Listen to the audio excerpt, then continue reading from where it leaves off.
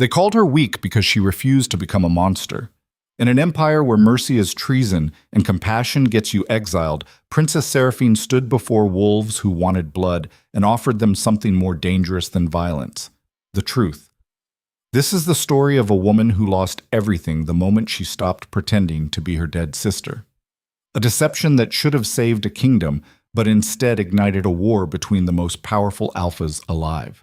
If you want to know how a rejected princess became the queen who broke an empire built on fear, you better stick around till the end. Drop a like and comment your city below. Let me know where my pack is watching from. The rain had no mercy that night. It came down like the gods themselves were weeping, hammering against the obsidian towers of House Veilcrest with the rhythm of war drums nobody asked to hear.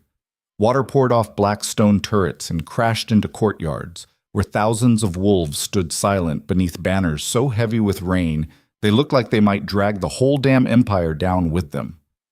Princess Seraphine Veilcrest stood barefoot before her sister's funeral pyre. The stones beneath her feet were colder than anything living had a right to be. Her dress clung to her body like a second skin made of ice and grief. Around her the gathered wolves bowed their heads, not out of respect for the dead, but because that was what you did when royalty demanded it. That was the first lie. There would be many more before sunrise. Lysara Veilcrest burned bright even in death. The flames that consumed her sister's body rose higher than the palace walls, orange and gold against the storm-black sky. Seraphine watched her sister's face disappear into ash and tried to remember what it felt like to cry. She had cried earlier, cried until her throat was raw and her eyes felt like someone had poured sand beneath the lids. But standing here now, watching the only person who ever really knew her turn to smoke, Seraphine felt nothing. That scared her more than the grief. Her father stood 3 feet to her left. King Darius Veilcrest wore ceremonial armor that caught the firelight and threw it back like he was carved from the sun itself. Jewels the size of human fists decorated his chest plate. Furs from animals that went extinct killing lined his shoulders. He looked like what every child imagines when they hear the word king: powerful, untouchable, eternal. He was also the kind of man who would sacrifice his own daughter without blinking if it meant keeping his throne. Seraphine knew this because she had lived her entire life watching him do exactly that. Her father did not look at the fire. He looked at the crowd, at the nobles and generals and alpha heirs who had traveled from across the continent to witness this moment. His eyes moved over them like a predator counting prey, cataloging every face, every posture, every slight shift in body language that might indicate weakness or ambition or the kind of dangerous respect that could turn into a coup if you were not careful. Kings who survive long enough stop seeing people. They see threats, or they see tools, sometimes both. Darius leaned toward her without moving his head. His voice came out quiet enough that only she could hear it over the crackling pyre and the hammering rain. "You will become her." Seraphine's breath caught. For a moment she thought she had misheard him, that the storm had warped his words into something impossible. But then she turned her head just enough to see his profile against the firelight, and she knew. He meant it. "Father," she whispered, "Lysara is dead. I cannot—" "You will become her," he repeated. His voice had not changed. It carried the same flat certainty he used when ordering executions, or the same tone he used when he told her mother that producing a male heir mattered more than her survival. The tone that said this was not a request. This was not even a command. This was simply how reality worked now. Seraphine felt something crack inside her chest, not her heart. That had been broken so many times it no longer had enough pieces left to shatter. This was something deeper, structural. The kind of break that happens when you realize the person who was supposed to protect you has decided you are more valuable as a puppet than a daughter. "I am not Lysara," Seraphine said quietly. "No." Darius finally looked at her. His eyes were the color of winter. "You are not." Lysara was strong. Lysara was perfect. Lysara was everything this empire needed in a Luna Queen. But Lysara is dead. And you are what I have left. The words landed like a blade between the ribs. You are what I have left. Not my daughter. Not Seraphine. What I have left. Like she was a backup weapon he kept in storage just in case the good one broke. The pyre roared higher. Sparks spiraled into the rain and died before they hit the ground. Somewhere in the crowd, a wolf howled. then another, then a dozen more until the sound became a chorus of grief that was probably supposed to honor Lysara but mostly just sounded like animals screaming into the void. Seraphine closed her eyes. She thought about running, about shifting into her wolf form and disappearing into the forests beyond the citadel walls where maybe she could live as something other than a disappointment wrapped in royal silk. But she knew how that story ended. Her father's hunters would find her within a day. They would drag her back. And then he would do something worse than kill her. He would break her. The way you break a wild horse. The way you break anything that refuses to be useful. So she opened her eyes and looked at the fire consuming her sister's body, and she made a choice that would destroy everything she thought she knew about who she was. "What do you need me to do?" she asked. Her father smiled. It was not a kind smile. It was the smile of a man who had just won a war nobody else knew was being fought. The transformation began before dawn. They took her to the inner chambers of the palace, rooms so deep inside the citadel that sound did not carry, and screaming was optional. Candles burned in every corner. The air smelled like incense and something else, something medicinal and sharp that made her eyes water. 3 women waited for her there, not servants.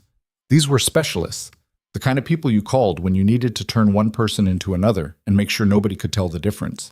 Their hands moved over her body like she was a sculpture they were finishing instead of a human being with thoughts and feelings and a name that was not Lysara. They cut her hair first. Seraphine had worn it long her entire life, down to the small of her back and loose waves that her mother used to braid while telling stories about queens who ruled with wisdom instead of fear. Her father always hated it, said it made her look soft, weak, too much like a woman who cared about beauty instead of survival. Lysara had worn her hair in an intricate series of braids that wrapped around her head like a crown made of bone and ambition. So they cut Seraphine's hair. Not gently, not with the kind of care you use when you are helping someone change their appearance for a special occasion. They cut it like they were erasing her. The scissors made wet snapping sounds. Hair fell around her feet in long, dark ropes. One of the women gathered it up and threw it into a brazier burning in the corner. The smell of burning hair filled the room, acrid and wrong and impossible to ignore. Seraphine watched her reflection disappear in the mirror across from her. She did not cry. Crying was for people who still believed their feelings mattered. The braiding took hours. Her scalp burned by the time they finished. The braids pulled so tight she could feel her pulse throbbing in her temples. But when she finally looked at herself in the mirror again, she saw her sister staring back. The resemblance was not perfect. It never would be. Lysara had been taller, broader in the shoulders. Her eyes had carried a kind of cold confidence that Seraphine never managed to fake, no matter how many times she tried. But the hair helped. The braids transformed the shape of her face, made her cheekbones look sharper, her jaw more defined. "Good," one of the women murmured. She stepped back to admire her work like an artist finishing a painting. Now the clothes. They dressed her in silver battle leather stitched with the royal sigils of House Vale crest. Lysara's armor. It still smelled like her, sweat and steel, and the particular combination of oils she used to keep the leather supple during long campaigns. Seraphine felt her throat tighten as they buckled the chest plate into place. This was real. This was actually happening. She was going to walk out of this room wearing her dead sister's face and name, and nobody was going to stop it. The final touch came from her father himself. He entered the chamber just as they finished adjusting the armor. He carried a small wooden box in his hands. Inside the box, resting on black velvet, was Lysara's ceremonial dagger, the blade every Luna Queen carried as proof of her right to rule. Darius held it out to her. Seraphine stared at the weapon, at the rubies embedded in the hilt, at the edge sharp enough to split a hair in half or carve through bone depending on how much pressure you applied. Her sister had killed her first enemy with that blade when she was 14, had used it to end a rebellion in the Northern Territories by walking into the rebel leader's tent alone and coming out 3 minutes later covered in blood that was not hers. "Take it," her father said. Seraphine's hand shook as she reached for the dagger. The moment her fingers closed around the hilt, she felt something shift. Not physically, not in any way she could point to and say there, that is what changed. But something fundamental altered in the space between who she had been 5 seconds ago and who she was now. She was no longer Seraphine. She was the ghost of her sister, And ghosts do not get to choose their own fate. Her father leaned close. His breath smelled like wine and ambition. "You will attend the Imperial Luna trials in 3 days," he said. "You will represent House Veilcrest as Lysara. You will compete. You will win. And you will secure an alliance with whichever Alpha King proves strong enough to deserve our bloodline. Do you understand?" Seraphine met his eyes. She wanted to scream, wanted to throw the dagger at his feet and tell him she would rather die than become a prop in his endless performance of power. But she knew better. Defiance was a luxury afforded to people who had nothing left to lose. She still had things to lose. Her life. Her freedom. The small quiet hope that maybe someday she would find a way to matter as herself instead of as somebody else's shadow. "I understand," she whispered. Her father smiled again. That terrible smile that meant he had won. Then he turned and walked out of the chamber without looking back. The door closed behind him with a sound like a tomb sealing shut. The women who had transformed her gathered their tools and followed him out one by one until Seraphine stood alone in a room that smelled like burning hair and dead dreams. She looked at her reflection one more time. Lysara stared back. Perfect, polished, ready to conquer. And underneath all that armor and careful deception, Seraphine felt herself disappearing one breath at a time. The Imperial Luna trials were held in the Golden Hall of Valkyries, a palace so massive it could fit 3 regular castles inside it, with room left over for the kind of excess that only existed when empires got too comfortable with their own power. Crystal chandeliers the size of houses hung from ceilings painted with scenes of ancient victories. Marble floors polished to a mere shine reflected the faces of wolves who had traveled from every corner of the continent to watch their future rulers compete for dominance.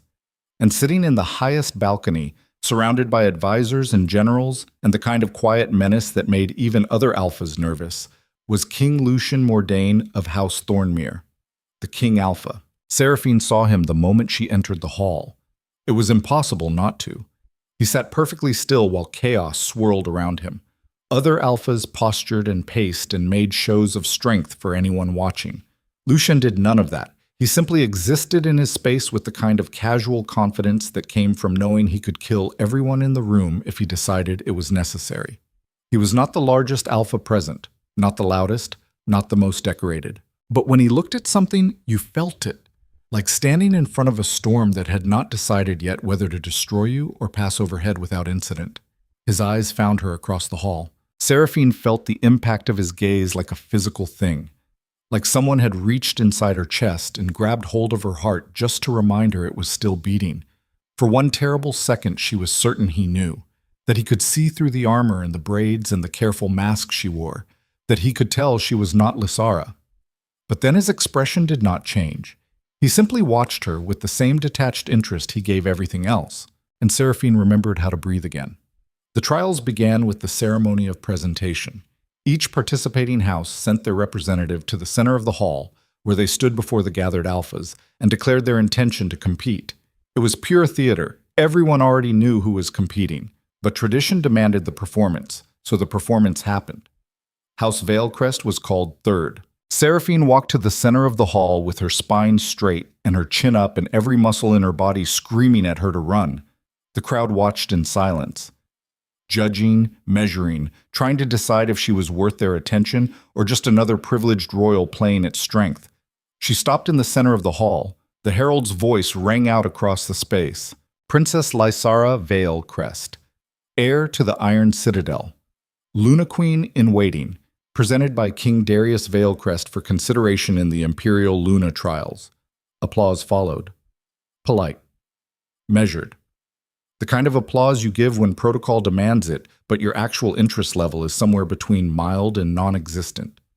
Seraphine scanned the crowd. Most of them looked bored. A few looked hungry, alphas already calculating what an alliance with House Veilcrest might be worth. But one face stood out from the rest. Lucien was not applauding. He was not even looking at her anymore. He was looking at his hands, at something only he could see. And the expression on his face was the most unsettling thing Seraphine had witnessed since watching her sister burn. He looked disappointed. Not angry, not disgusted, disappointed. like he had expected something, and what he got instead was so far below that expectation that anger would be a waste of energy. Seraphine felt something cold slide down her spine. He knows, she thought, but that was impossible. Nobody knew except her father and the women who had transformed her, and they would die before they spoke. Unless Lucien was just that good at reading people. Unless he had looked at her and seen past the armor and the braids and the desperate charade straight through to the terrified woman underneath, who had no idea what she was doing. The herald dismissed her. Seraphine walked back to her place among the other competitors, with her heart slamming against her ribs hard enough to hurt. She could feel Lucien's eyes on her back. Not watching, studying, like she was a puzzle he had already started solving and did not particularly like what the solution suggested. The rest of the presentations blurred together. Alphas from houses she barely remembered. Names that meant nothing to her. Faces that would disappear from her memory the moment she left this hall. All of them performing the same ritual. All of them pretending this was about honor and tradition instead of what it really was. A meat market, where powerful men chose which woman would give them the strongest children and the best political connections. That was the truth nobody said out loud. The trials were not about finding a Luna Queen worthy of ruling. They were about finding a womb worthy of carrying the next generation of wolves who would tear each other apart, fighting over the same scraps of power their parents killed for. When the presentations ended, the competitors were dismissed to prepare for the first trial. Seraphine walked through corridors lined with gold-veined marble and tried not to think about what came next. The first trial was always combat. One-on-one fights between competitors designed to showcase strength, strategy, and the ability to kill without hesitation when necessary. She was going to lose. Not because she could not fight. Lysara had made sure both of them knew how to defend themselves. Had spent hours in the training yards teaching Seraphine everything from basic strikes to advanced grappling techniques. She was not helpless, but she was also not a killer. And in a competition designed to celebrate violence, that made her a liability. She reached the preparation chambers and found her assigned space. A small room with stone walls and a single bench.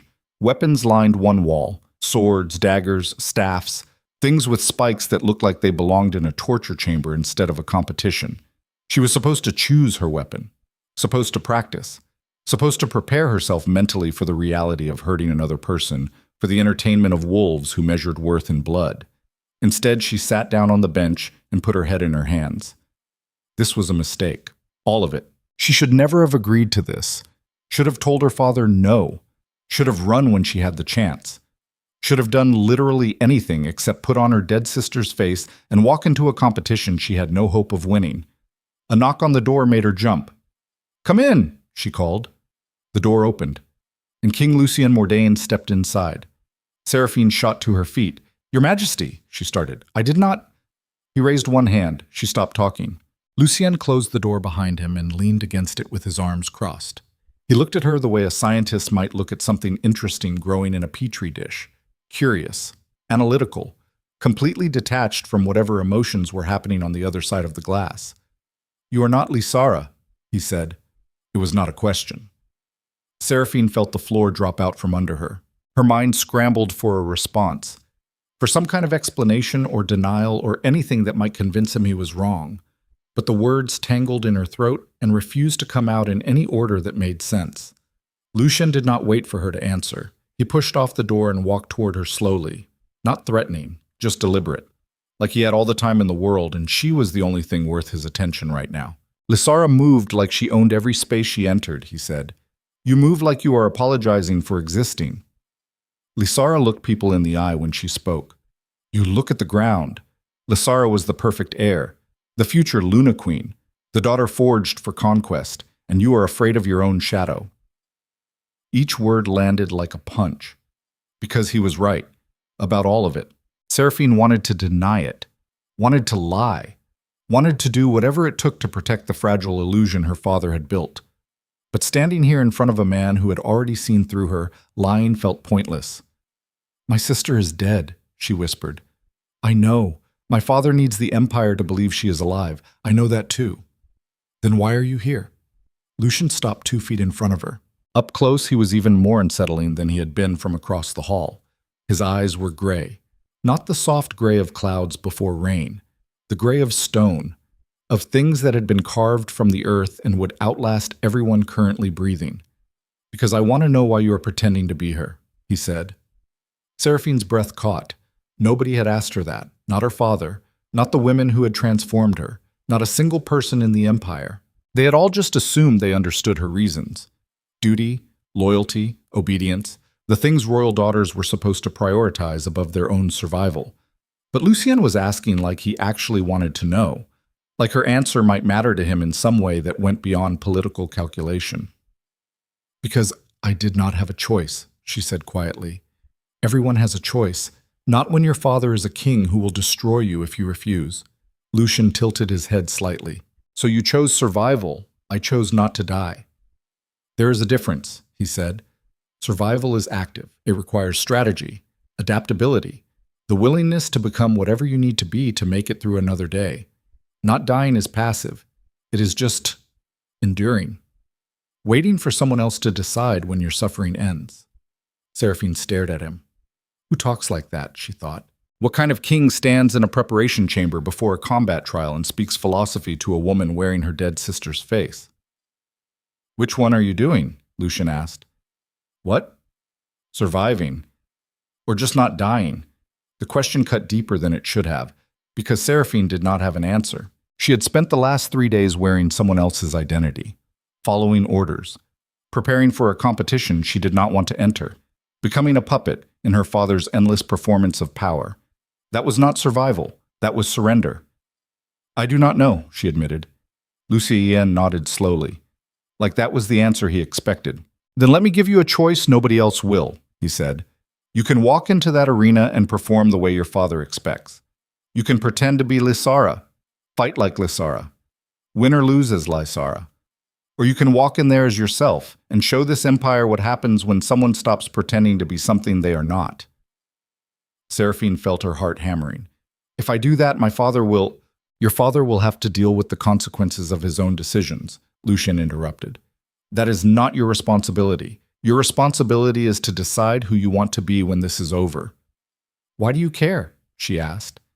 Because power recognizes power, and you have more of it than anyone in this palace realizes, including yourself. He turned and walked toward the door. Seraphine watched him go with her mind spinning and her chest tight and every instinct she owned screaming that something fundamental had just shifted in the space between one breath and the next. Lucien paused at the door. One more thing, he said without looking back. Yes? Your sister was not perfect. She was terrified. And she spent her entire life trying to become the thing your father wanted instead of the person she actually was. Do not make the same mistake. Then he opened the door and left. And Seraphine stood alone in a room full of weapons, trying to figure out what the hell just happened. The first trial began an hour later. The arena was a circular pit carved into the ground, with stone walls rising 30 feet on all sides. Seating surrounded it in tiered rows where nobles and alphas, and anyone with enough money or power to secure an invitation, sat and watched the violence below like they were attending theater, instead of witnessing people hurt each other for sport. Seraphine stood in the preparation tunnel with the other competitors. Her assigned opponent was a woman named Kael from House Ironcliff, a territory known for producing warriors who fought like they were born with weapons fused to their hands. Kael was taller than Seraphine, broader, covered in scars that suggested this was not her first time bleeding in an arena. The herald announced their names. The crowd roared. Seraphine walked into the arena with her heart pounding so hard she thought it might tear through her chest and hit the ground before she did. The sun burned overhead. The air smelled like sand and sweat, and the particular metallic scent that always lingered in places where blood got spilled regularly. Kael stood on the opposite side of the arena. She rolled her shoulders and cracked her neck and looked at Seraphine like she was already planning where to put the first strike. The signal came. A horn that sounded like death announcing its arrival. Kael charged. She moved faster than someone her size had any right to move, closed the distance between them in seconds, came in low with a blade aimed at Seraphine's ribs in a strike designed to disable instead of kill, because rules still mattered even when you were teaching someone a lesson about where they ranked in the predator hierarchy. Seraphine sidestepped. Not smoothly. not with the kind of practiced grace Lysara would have managed. She stumbled, barely kept her footing, swung her own blade in a desperate arc that came nowhere close to connecting with anything except empty air. The crowd booed. Kyle came at her again. This time Seraphine did not even try to attack. She backed up, raised her weapon defensively, let Kyle push her toward the arena wall while the crowd screamed insults, and her father watched from the highest balcony with an expression that promised consequences. This was it. The moment where she was supposed to fight back, where she was supposed to channel Lysara's strength and show these wolves that House Veilcrest did not produce weak daughters. But all Seraphine could think about was what Lucien had said. Your sister was terrified. She spent her entire life trying to become the thing your father wanted, instead of the person she actually was. Kyle's blade came down toward her shoulder. Seraphine dropped her weapon. The arena went silent. Even Kale stopped mid-strike, confusion flickering across her face. Seraphine stood there with her hands at her sides and her heart in her throat, and every eye in the arena locked on her like she had just committed the most offensive act imaginable. I yield, she said. Her voice carried across the silent arena. I yield. The crowd exploded. Not in applause, in outrage. Wolves did not yield, especially not in the first trial, especially not before any real blood had been spilled. Yielding was for cowards, for the weak, for people who did not deserve the breath in their lungs. The herald struggled to be heard over the chaos. Princess Lysara Veilcrest yields. Victory to Kale of House Ironcliff. Seraphine walked out of the arena with her spine straight and her chin up, and the weight of an entire empire's disappointment crushing down on her shoulders. She did not look at her father. She did not look at the crowd. She looked at Lucien. He sat perfectly still in his balcony while chaos raged around him. And when their eyes met across the arena, he did something nobody else did. He nodded, just once, like she had passed a test she did not know she was taking. And in that moment, Seraphine understood something that would change everything. She had not lost the trial. She had refused to participate in a system designed to turn her into something she was not. That was not weakness. That was rebellion. And rebellion was the most dangerous thing a princess could offer a king who understood what power really meant. The walk back from the arena felt longer than it should have. Seraphine moved through corridors that suddenly seemed narrower, darker, like the palace itself had decided she no longer deserved the space she occupied. Behind her, the roar of the crowd still echoed, waves of disappointment and rage crashing against stone walls that had witnessed 1,000 years of violence and would witness 1,000 more. She had embarrassed House Veilcrest. That was the unforgivable sin, not losing. Losing happened. Even the strongest warriors fell sometimes. But yielding without a fight? Dropping your weapon before blood was spilled? That was something else entirely. That was a declaration. It said you did not believe in the system, did not respect the traditions, did not understand that survival in this empire required you to be willing to destroy anyone who stood between you and power. Her father was going to kill her. Maybe not literally, but there were worse things than death. She reached the wing where House Veilcrest kept their private chambers during the trials. Guards stood at attention outside the main doors. Their faces were stone, professional. But she saw the judgment in their eyes, the way they looked at her like she was something diseased that needed to be quarantined before it infected everyone else. One of them opened the door without speaking. Seraphine stepped inside. The chamber was massive. All dark wood and silver fixtures and windows that looked out over the city like the room itself was meant to remind you that you were above everyone else. Her father stood at the far end near the fireplace. His back was to her. He had not changed out of his ceremonial armor, still wore the jewels and furs that made him look like a god playing at mortality. He did not turn around when she entered. That was worse than if he had screamed.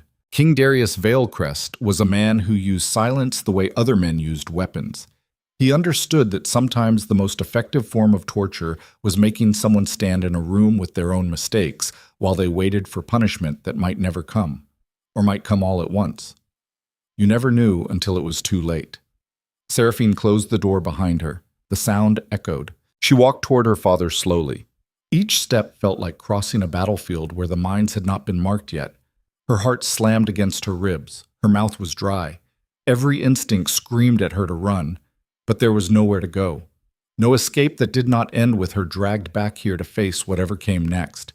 She stopped 10 feet behind him, waited. The fire crackled. Outside the window, the city moved through its afternoon routines. People buying bread, children playing in streets, merchants haggling over prices. Normal life happening while Seraphine stood in a room that smelled like smoke and fury, waiting to find out if she was about to lose everything. Her father finally spoke. His voice came out quiet, controlled. The way it always did when he was so angry that shouting would be insufficient to express the depth of his rage. "Explain," Seraphine swallowed. I yielded. "I know what you did. I watched you disgrace your sister's memory in front of every alpha in the Empire. What I want to know is why. Because I could not win. Lysara would have found a way. I am not Lysara." The temperature in the room dropped 10 degrees. Her father turned around slowly. His face was the kind of calm that preceded hurricanes. That perfect stillness, right before everything that was not nailed down got torn apart and scattered across landscapes that would never look the same afterward. "No," he said softly. "You are not Lysara." Lysara understood what it meant to be royal, understood that sometimes you do things you do not want to do because the alternative is worse, understood that personal feelings are a luxury afforded to people who do not have kingdoms depending on them. He walked toward her, each step measured, deliberate, like he was giving her time to understand exactly how badly she had miscalculated. "But you," he continued, "you have always been soft, weak, too concerned with what is fair instead of what is necessary. I thought perhaps wearing your sister's face might remind you what strength looks like. I was wrong." He stopped directly in front of her. Up close, she could see the fury burning behind his eyes. The kind of rage that came from years of building an empire, one bloody brick at a time, only to have your own daughter threaten to tear it down because she could not follow simple instructions. "You will compete in the second trial tomorrow," he said, "and you will win. I do not care how you do it. I do not care if you have to kill your opponent. You will win, because if you do not, I will make sure everyone in this empire knows that Lysara Veilcrest died because she was pregnant with a bastard child and planning to run away with some common wolf she thought she loved. I will destroy her legacy so completely that people will forget she ever existed. Do you understand?" The words hit like a physical blow. Seraphine felt the air leave her lungs. "You are lying." "Am I?" "Lysara would never—" "Lysara was exactly like you," her father interrupted. "Soft, weak, foolish enough to believe love mattered more than duty. The only difference is she hid it better. Made me think she was strong, made me think she could carry the weight of this house on her shoulders. But in the end, she was just another disappointment wrapped in expensive armor." Seraphine's hands curled into fists. Something inside her chest ignited. Not grief, not fear, something hotter, sharper. The kind of anger that had been building for years beneath layers of obedience and learned helplessness, finally finding a crack wide enough to escape through. "She was your daughter," Seraphine said quietly. "She was a tool that broke before I could use it, just like you are breaking now. I am not a tool." "Then what are you?" The question hung in the air between them, because Seraphine did not have an answer. She had spent her entire life being defined by what she was not. Not strong enough, not ruthless enough, not Lysara. But she had never stopped to figure out what she actually was underneath all those negatives. Her father smiled. That terrible smile that meant he had won again. "Exactly," he said. "You are nothing. And nothing does not get to make demands. Nothing does not get to decide when it yields. Nothing exists at my pleasure and serves the purposes I give it. So you will compete tomorrow, and you will win. Or I will find someone else to wear your sister's face. Someone who understands what it means to be useful." He turned and walked back toward the fireplace. "Dismissed." Seraphine stood there for another few seconds. Her father did not look at her again. He simply poured himself a drink and stared into the flames like she had already stopped existing. She left the chamber with her jaw clenched and her eyes burning and something fundamental shifting in the architecture of who she was. Because there was a difference between being afraid of someone and deciding they no longer had the power to define your worth. And Seraphine had just crossed that line. She did not go back to her assigned quarters. Instead, she walked. Through corridors and courtyards and sections of the palace she had never bothered exploring before because obedient daughters stayed where they were told and did not wander into spaces that might contain information their fathers did not want them to have. But she was done being obedient. The palace was a labyrinth, hundreds of rooms connected by passages that turned back on themselves.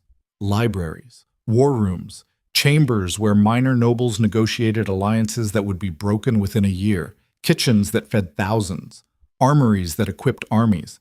All of it existed to serve a single purpose: maintaining the illusion that the people at the top deserved to be there. Seraphine found herself in a garden. Not the formal kind where visiting dignitaries took walks while discussing treaties. This was smaller, more private, hidden behind walls covered in ivy thick enough to muffle sound. A fountain stood in the center.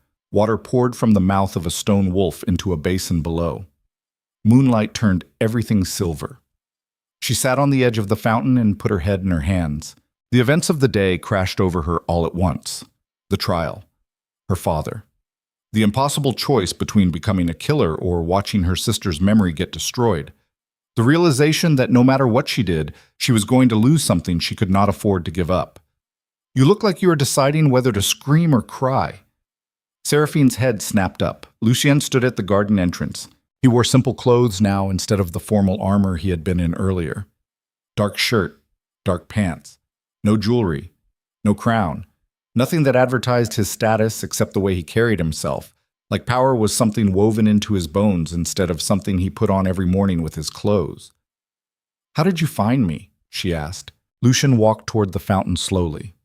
Not threatening, just present in the way predators were present, occupying space with the kind of certainty that made you understand arguing would be pointless. "I own most of the spies in this palace," he said. "When I want to know where someone is, I know." That should have scared her. It did not. Maybe because everything else happening was already terrifying enough that one more violation of privacy barely registered. "What do you want?" she asked. Lucien sat down on the fountain edge a few feet away from her. He looked at the water, at the way moonlight played across the surface, like that was more interesting than the conversation they were about to have. "Your father threatened you," he said. It was not a question. Seraphine's breath caught. "How do you—" "I told you. I own the spies, including the ones your father thinks work for him." She stared at him. "You have people inside House Veilcrest."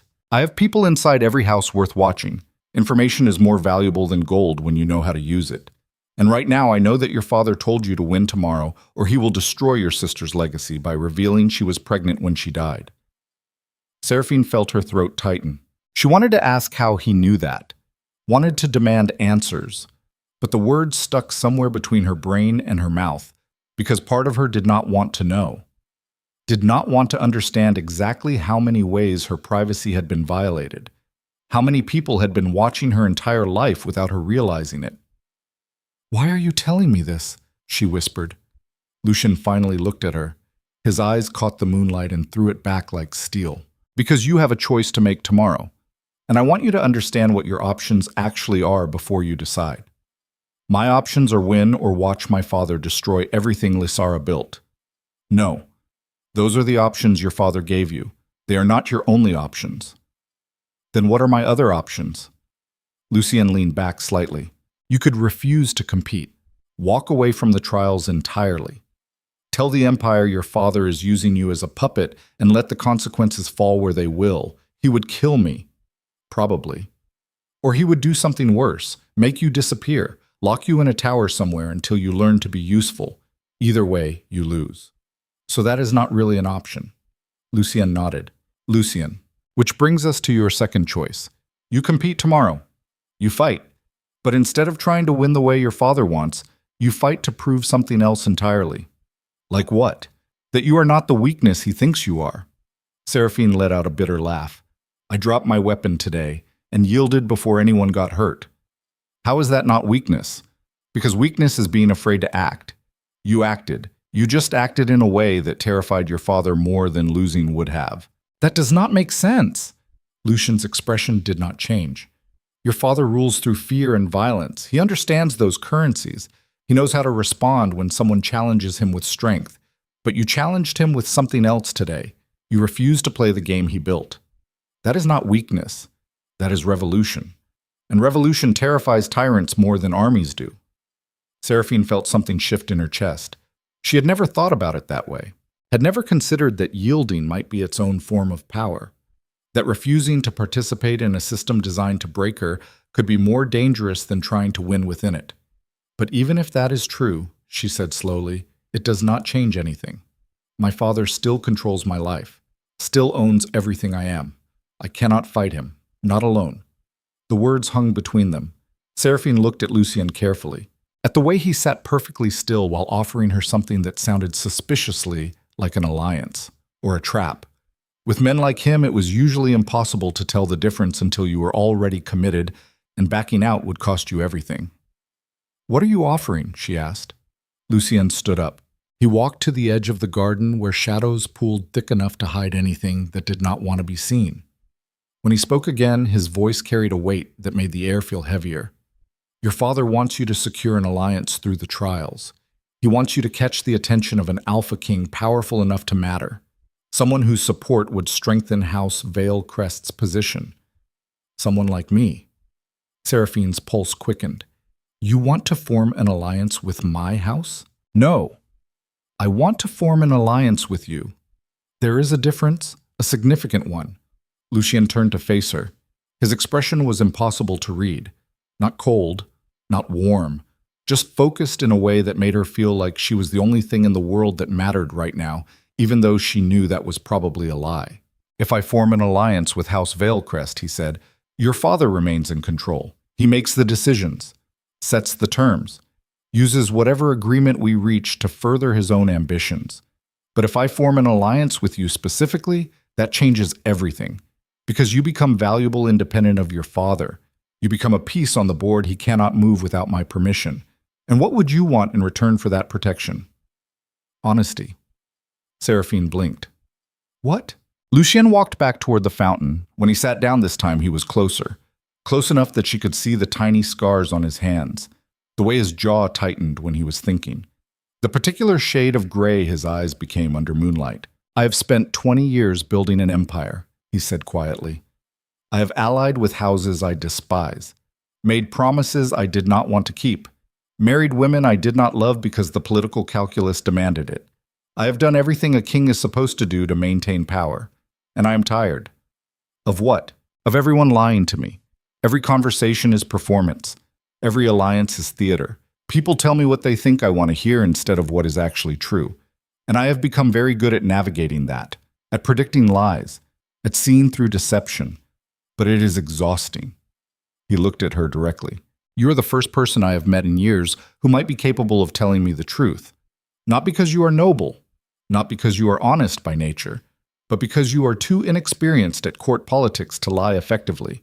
You have not learned how to wear masks yet, and that makes you valuable. Seraphine felt her heart hammering. So you want to use me as some kind of truth teller? Someone who can give you unfiltered information because I am too naive to manipulate you properly? Lucien's mouth twitched. It was not quite a smile, but close. When you say it like that, it sounds calculating. Because it is calculating, yes. But calculation is not the same as cruelty. I am offering you protection from your father, safety, freedom to exist as something other than his puppet. In exchange, you give me honesty.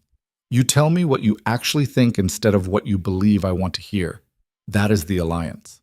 And if I refuse, then you compete tomorrow under your father's terms. You win or you lose. Either way, he still owns you. And I return to Thornmere and forget this conversation ever happened. The fountain continued its endless pouring, water into stone, stone into nothing. Seraphine tried to think, tried to weigh her options the way someone who had been trained for this kind of negotiation would. But she had not been trained for this. She had been trained to be decorative, diplomatic, the soft sister who smiled at visiting dignitaries and made small talk at banquets while the real rulers decided how to carve up the world. This was beyond her. And Lucien knew it. That was the truly frightening part. He was not trying to hide his advantages, was not pretending this was an equal exchange. He was being exactly as calculating as she accused him of being while offering her the only lifeline available. Take it or drown. Those were her options. I need time to think, she said. You have until tomorrow morning. The second trial begins at noon. If you walk into that arena without having made a decision, your father's terms will be the only ones on the table." Lucien stood up. He looked down at her for a long moment, and for just a second his expression softened into something that might have been pity if kings were capable of that emotion. "For what it is worth," he said quietly, "I hope you choose yourself." Then he turned and walked out of the garden.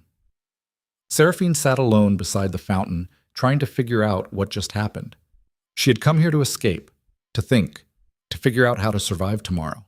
Instead, she had been offered an alliance by the most powerful alpha in the empire, a man who ruled through precision and strategy instead of brute force, who had just admitted he was tired of being lied to, who looked at her and saw something worth protecting even though she had spent the entire day embarrassing herself in front of everyone who mattered. It did not make sense. None of it made sense, unless Lucien was playing a longer game than she could see. Unless this was all part of some strategy that ended with him gaining something she could not identify yet.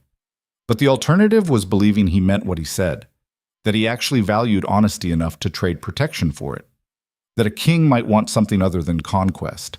And if that was true, then maybe survival did not require becoming a monster after all.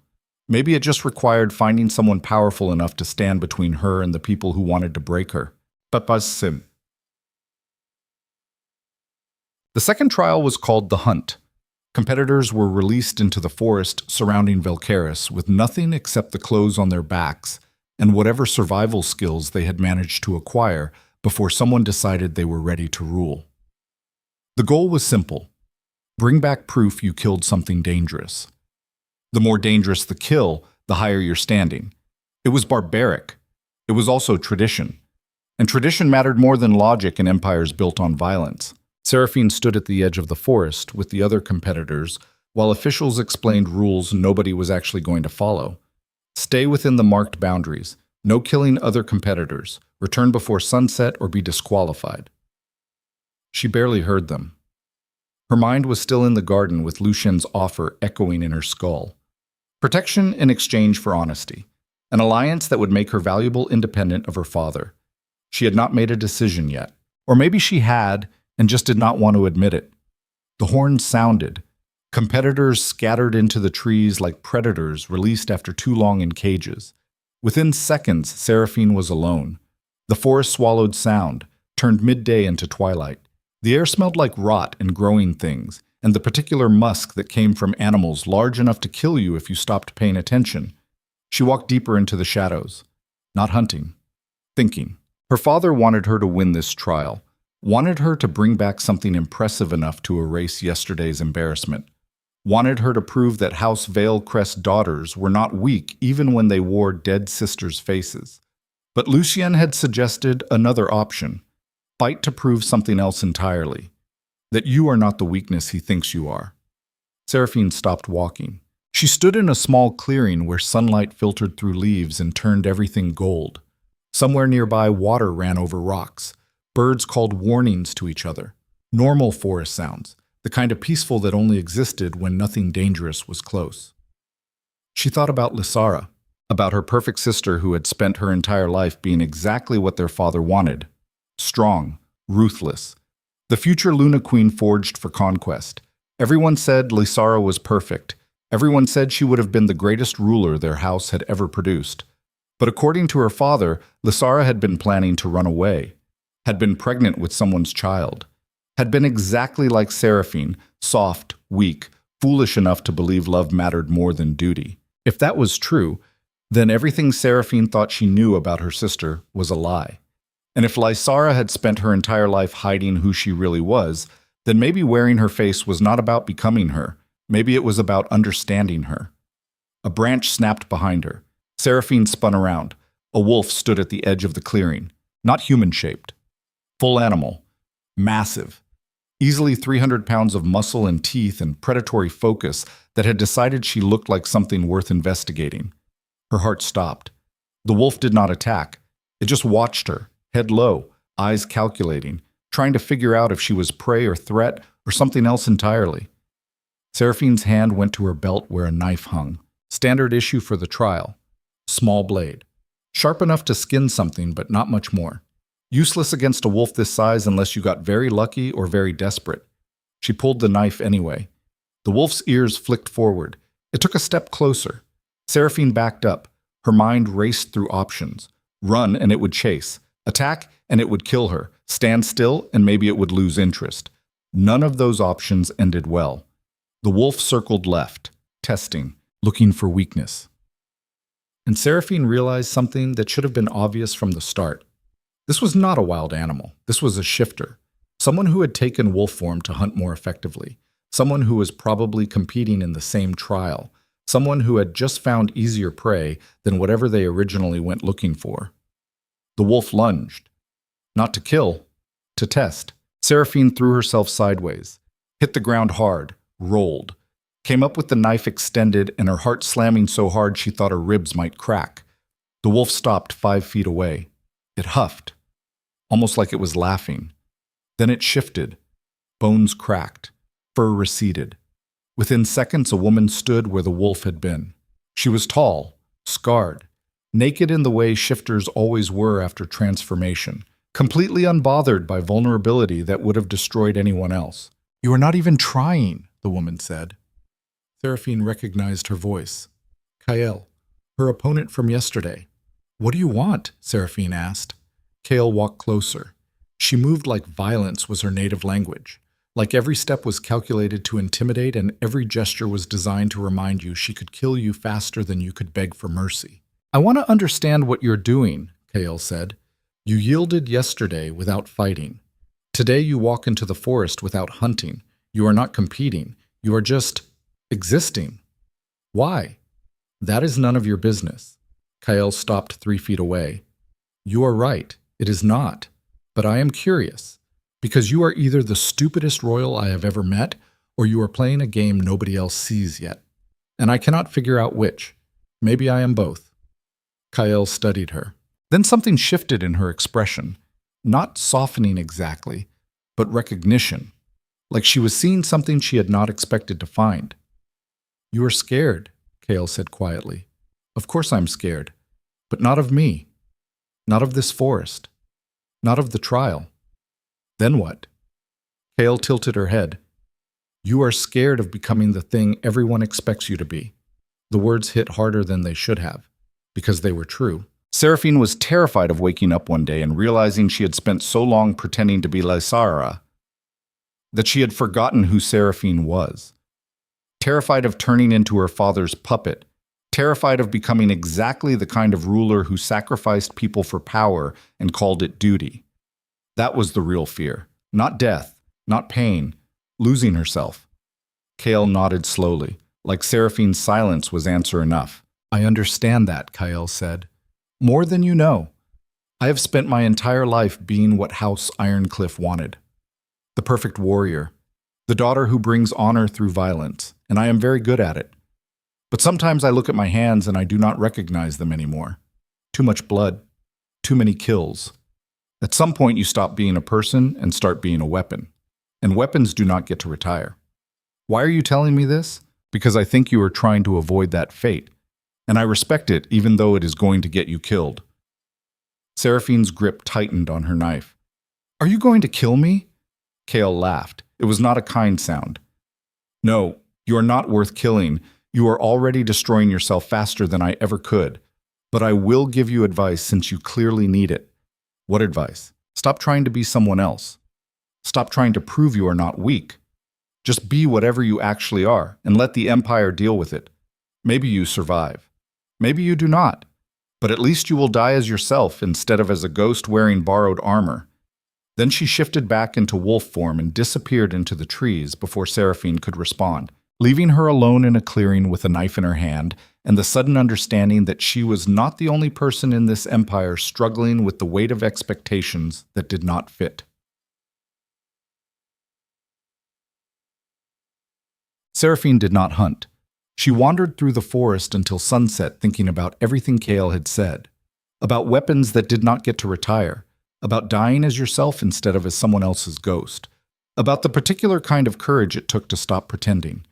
When she finally returned to the arena, she carried nothing, no kill, no proof of victory, Nothing except the dirt on her clothes and the exhaustion in her bones. The other competitors stood in a line displaying their trophies. Massive boars. Wolves larger than horses.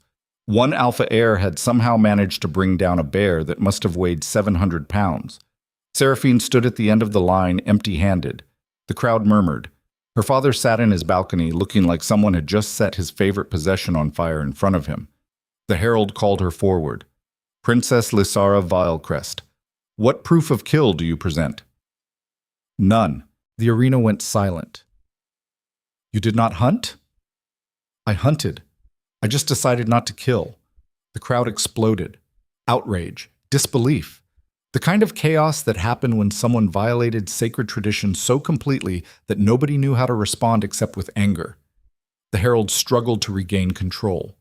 By the rules of the Imperial Luna trials, competitors who do not present proof of kill are disqualified from. I invoke my right to challenge the trial itself. Seraphine's voice cut through the noise. The herald froze. Even the crowd went quiet. Because what Seraphine had just done was so rare that most people forgot it was even possible. But buried deep in the ancient laws governing the trials was a provision. A competitor could challenge the trial itself if they believed it was unjust. If they could convince the ruling alphas that the tradition was wrong. Nobody had invoked that right in 300 years. You challenged the hunt, the herald asked carefully. I challenged the principle behind it, Seraphine said. We are asked to prove our worth by killing, to demonstrate strength through violence, to show we can take life without hesitation. But that is not what makes a good ruler. Then what does? Someone shouted from the crowd. Knowing when not to kill, Seraphine answered. She turned to face the gathered alphas in their balconies. Her father looked like he was considering ordering her execution on the spot. But Lucien leaned forward, watching, waiting. You want to know why I did not hunt? Seraphine continued. Because I walked into that forest and I realized something. The strongest predator is not the one who kills the most. It is the one who survives longest. And survival requires more than violence. It requires judgment, strategy. The ability to recognize when fighting is necessary and when it is just ego pretending to be strength. She paused. Let her words sink in. Lysara would have brought back 10 kills and called it victory. And maybe that would have impressed you. But I am not Lysara. I am someone who understands that the deadliest rulers are not the loudest ones. They are the ones who live long enough to learn that power without restraint is just tyranny wearing a crown. The silence that followed was absolute. Then Lucien stood up. Every eye in the arena turned toward him. Because when the King Alpha moved, everyone else paid attention whether they wanted to or not. He walked to the edge of his balcony and looked down at Seraphine. His expression was unreadable. You make an interesting argument, he said, but words are cheap. Anyone can claim they value restraint. The question is whether you can prove it matters. How would I prove that? Lucien's mouth curved into something that was not quite a smile. By accepting my challenge. The arena erupted again. Because challenges between competitors were one thing, but challenges from a ruling alpha to a competitor? That was something else. That was a king stepping into the arena to test someone personally. That meant Lucien saw something worth his direct attention. And attention from men like him was either salvation or destruction, never anything in between. What are the terms? Seraphine asked. Simple, Lucien said. You fight me. Here. Now. No rules except one. You are not allowed to yield. If you want to prove restraint matters more than violence, then prove you can survive against someone stronger without giving up. Win and I will support your challenge. Lose and you accept disqualification without argument.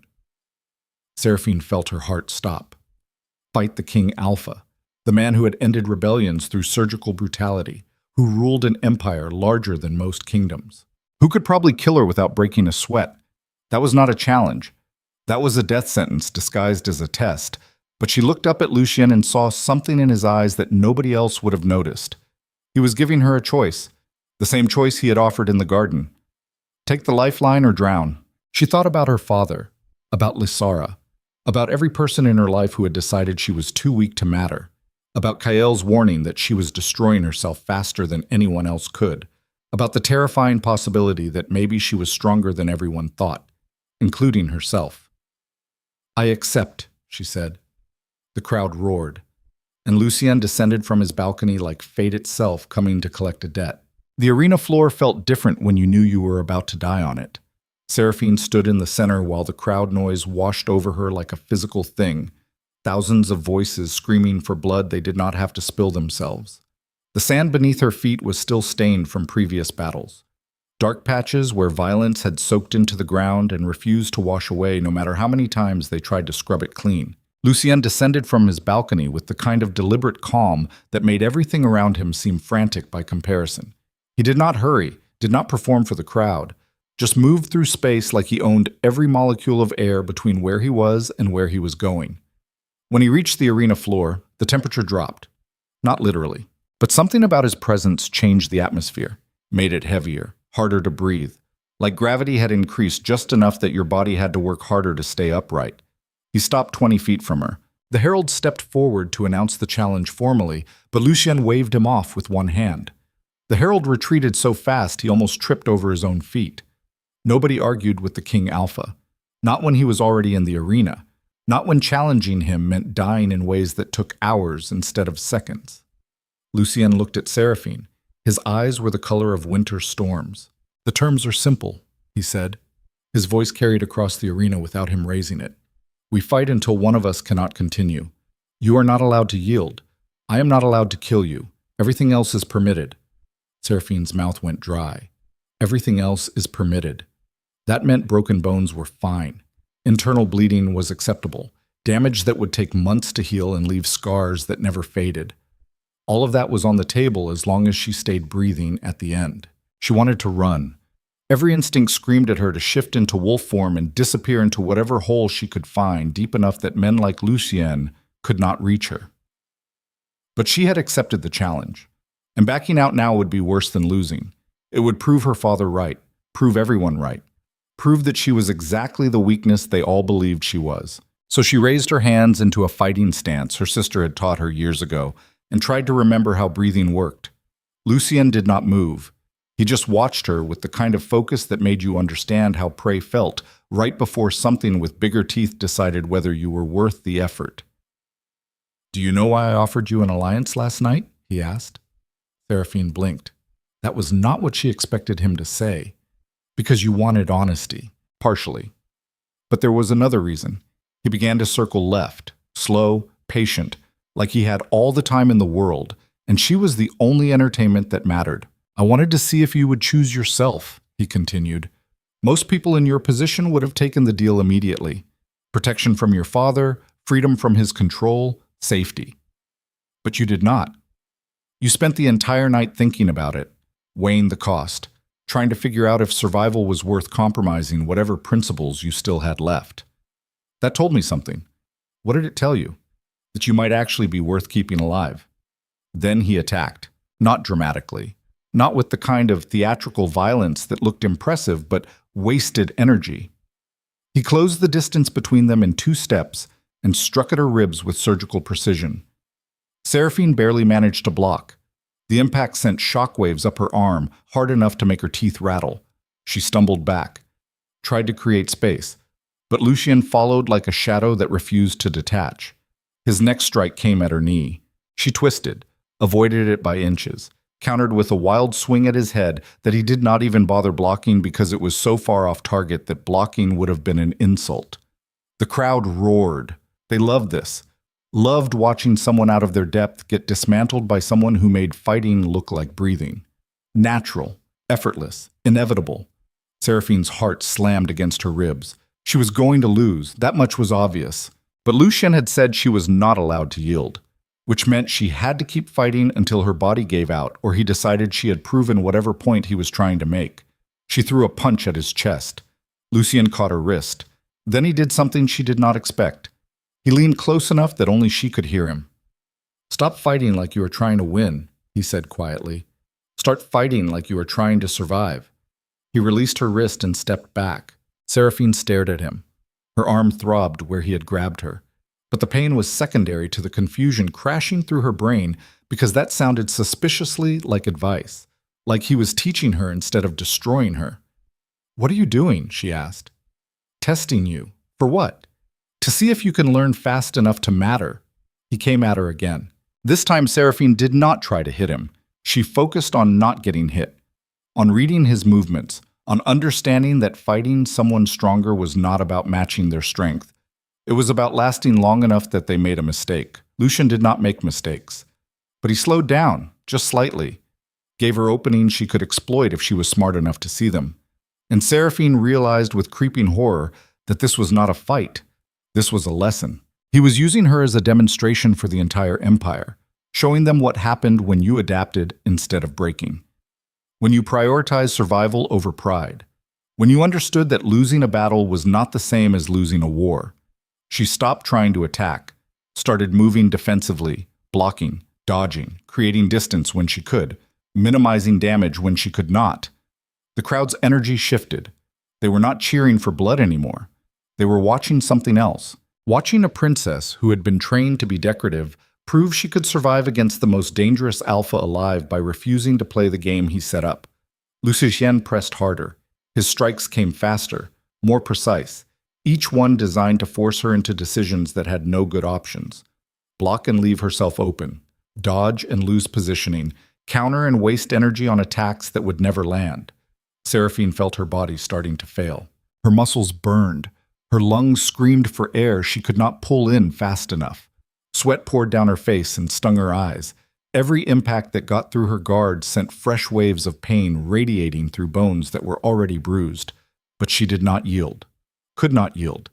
Because Lucien had made that the one rule she could not break.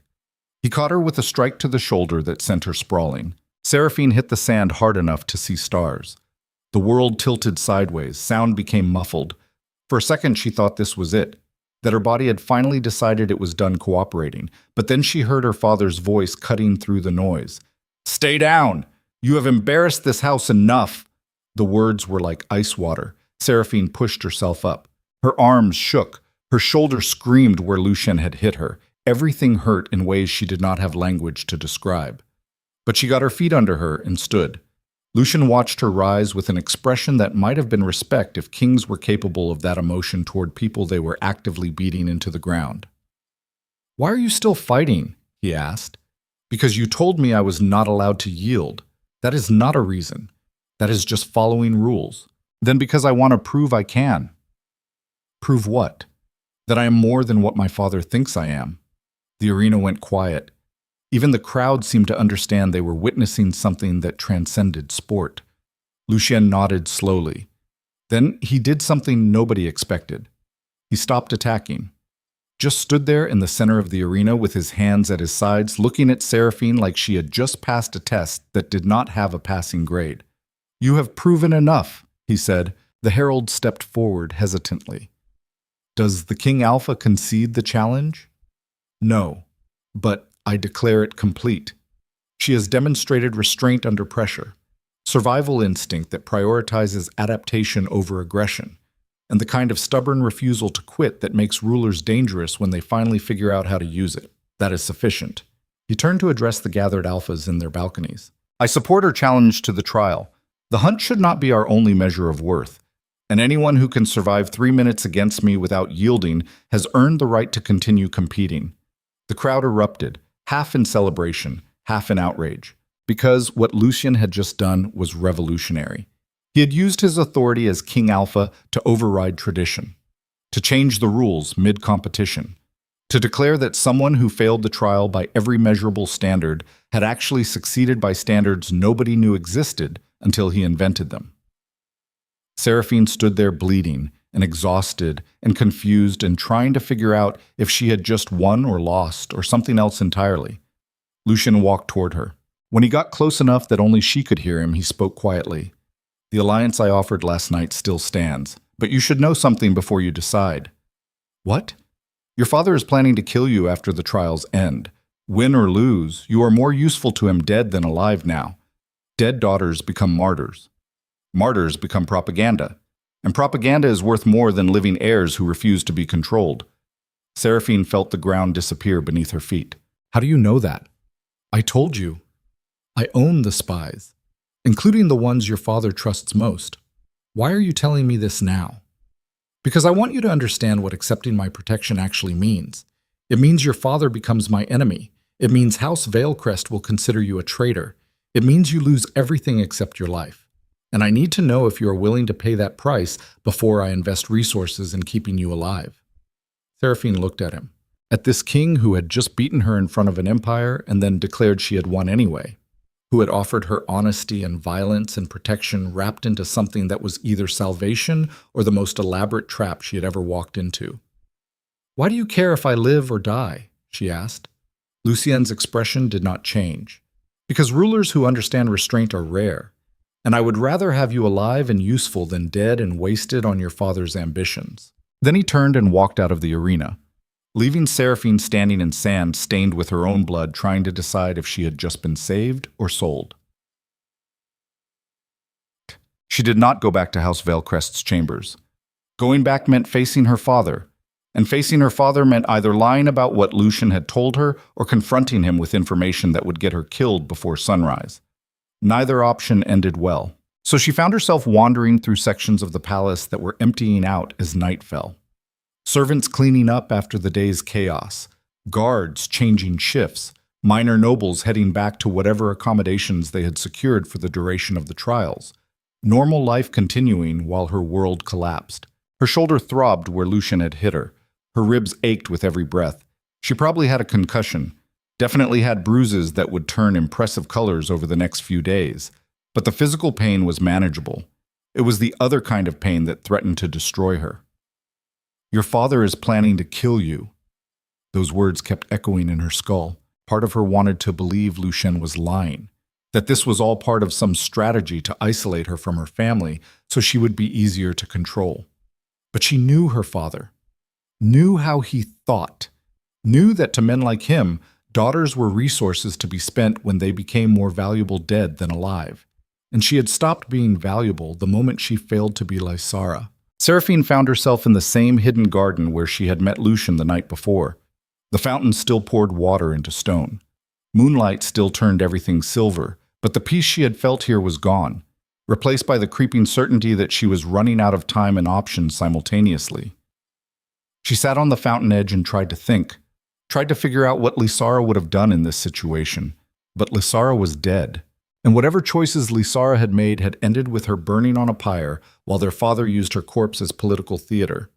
Maybe that was the lesson. Maybe trying to be perfect was what got you killed. Footsteps approached from the garden entrance. Seraphine's hand went to her belt, but the knife was not there anymore. She had left it in the preparation chamber before the challenge, had not thought to retrieve it because her brain had been too occupied with survival to worry about weapons. A figure emerged from the shadows. Not Lucien this time. Kael, the warrior woman who had found her in the forest, who had warned her about becoming a weapon, who looked at her now with an expression that was hard to read in the dim light. "You are avoiding your father," Kael said. It was not a question. "Yes." "Smart. He looked like he wanted to strangle you during the challenge. He looked like that before the challenge, too." Kyle walked to the fountain and sat down a few feet away. She wore simple clothes now instead of the combat gear from earlier. Looked almost human without all the armor and weapons. Almost. "I came to give you a warning," Kael said. "Everyone seems to be giving me warnings lately. This one is different. Your father met with representatives from 3 northern houses tonight. They talked for 2 hours. And when they left, they looked like men who had just negotiated a profitable deal." "What kind of deal?" "The kind where someone important dies and the people who make it happen get rewarded." Seraphine felt her stomach drop. "He is hiring assassins." "Not assassins, accidents. There is a difference. Assassins get caught. Accidents just happen, especially during competitions where violence is expected." "When?" "Tomorrow. The final trial is aerial combat. Shifters in flight. Lots of ways to fall. Lots of ways to make a fall look natural." Seraphine's hands curled into fists. "Why are you telling me this?" "Because I told you in the forest that I respected what you were trying to do. And I do. But respect does not mean much if you are dead. So consider this a professional courtesy between 2 people who understand what it costs to survive in empires that want us to be something we are not." Kael stood up. She looked down at Seraphine with something that might have been sympathy if warriors like her were capable of that emotion. "You have 2 choices," Kael said. Accept King Lucien's protection and become his problem instead of your father's. Or run.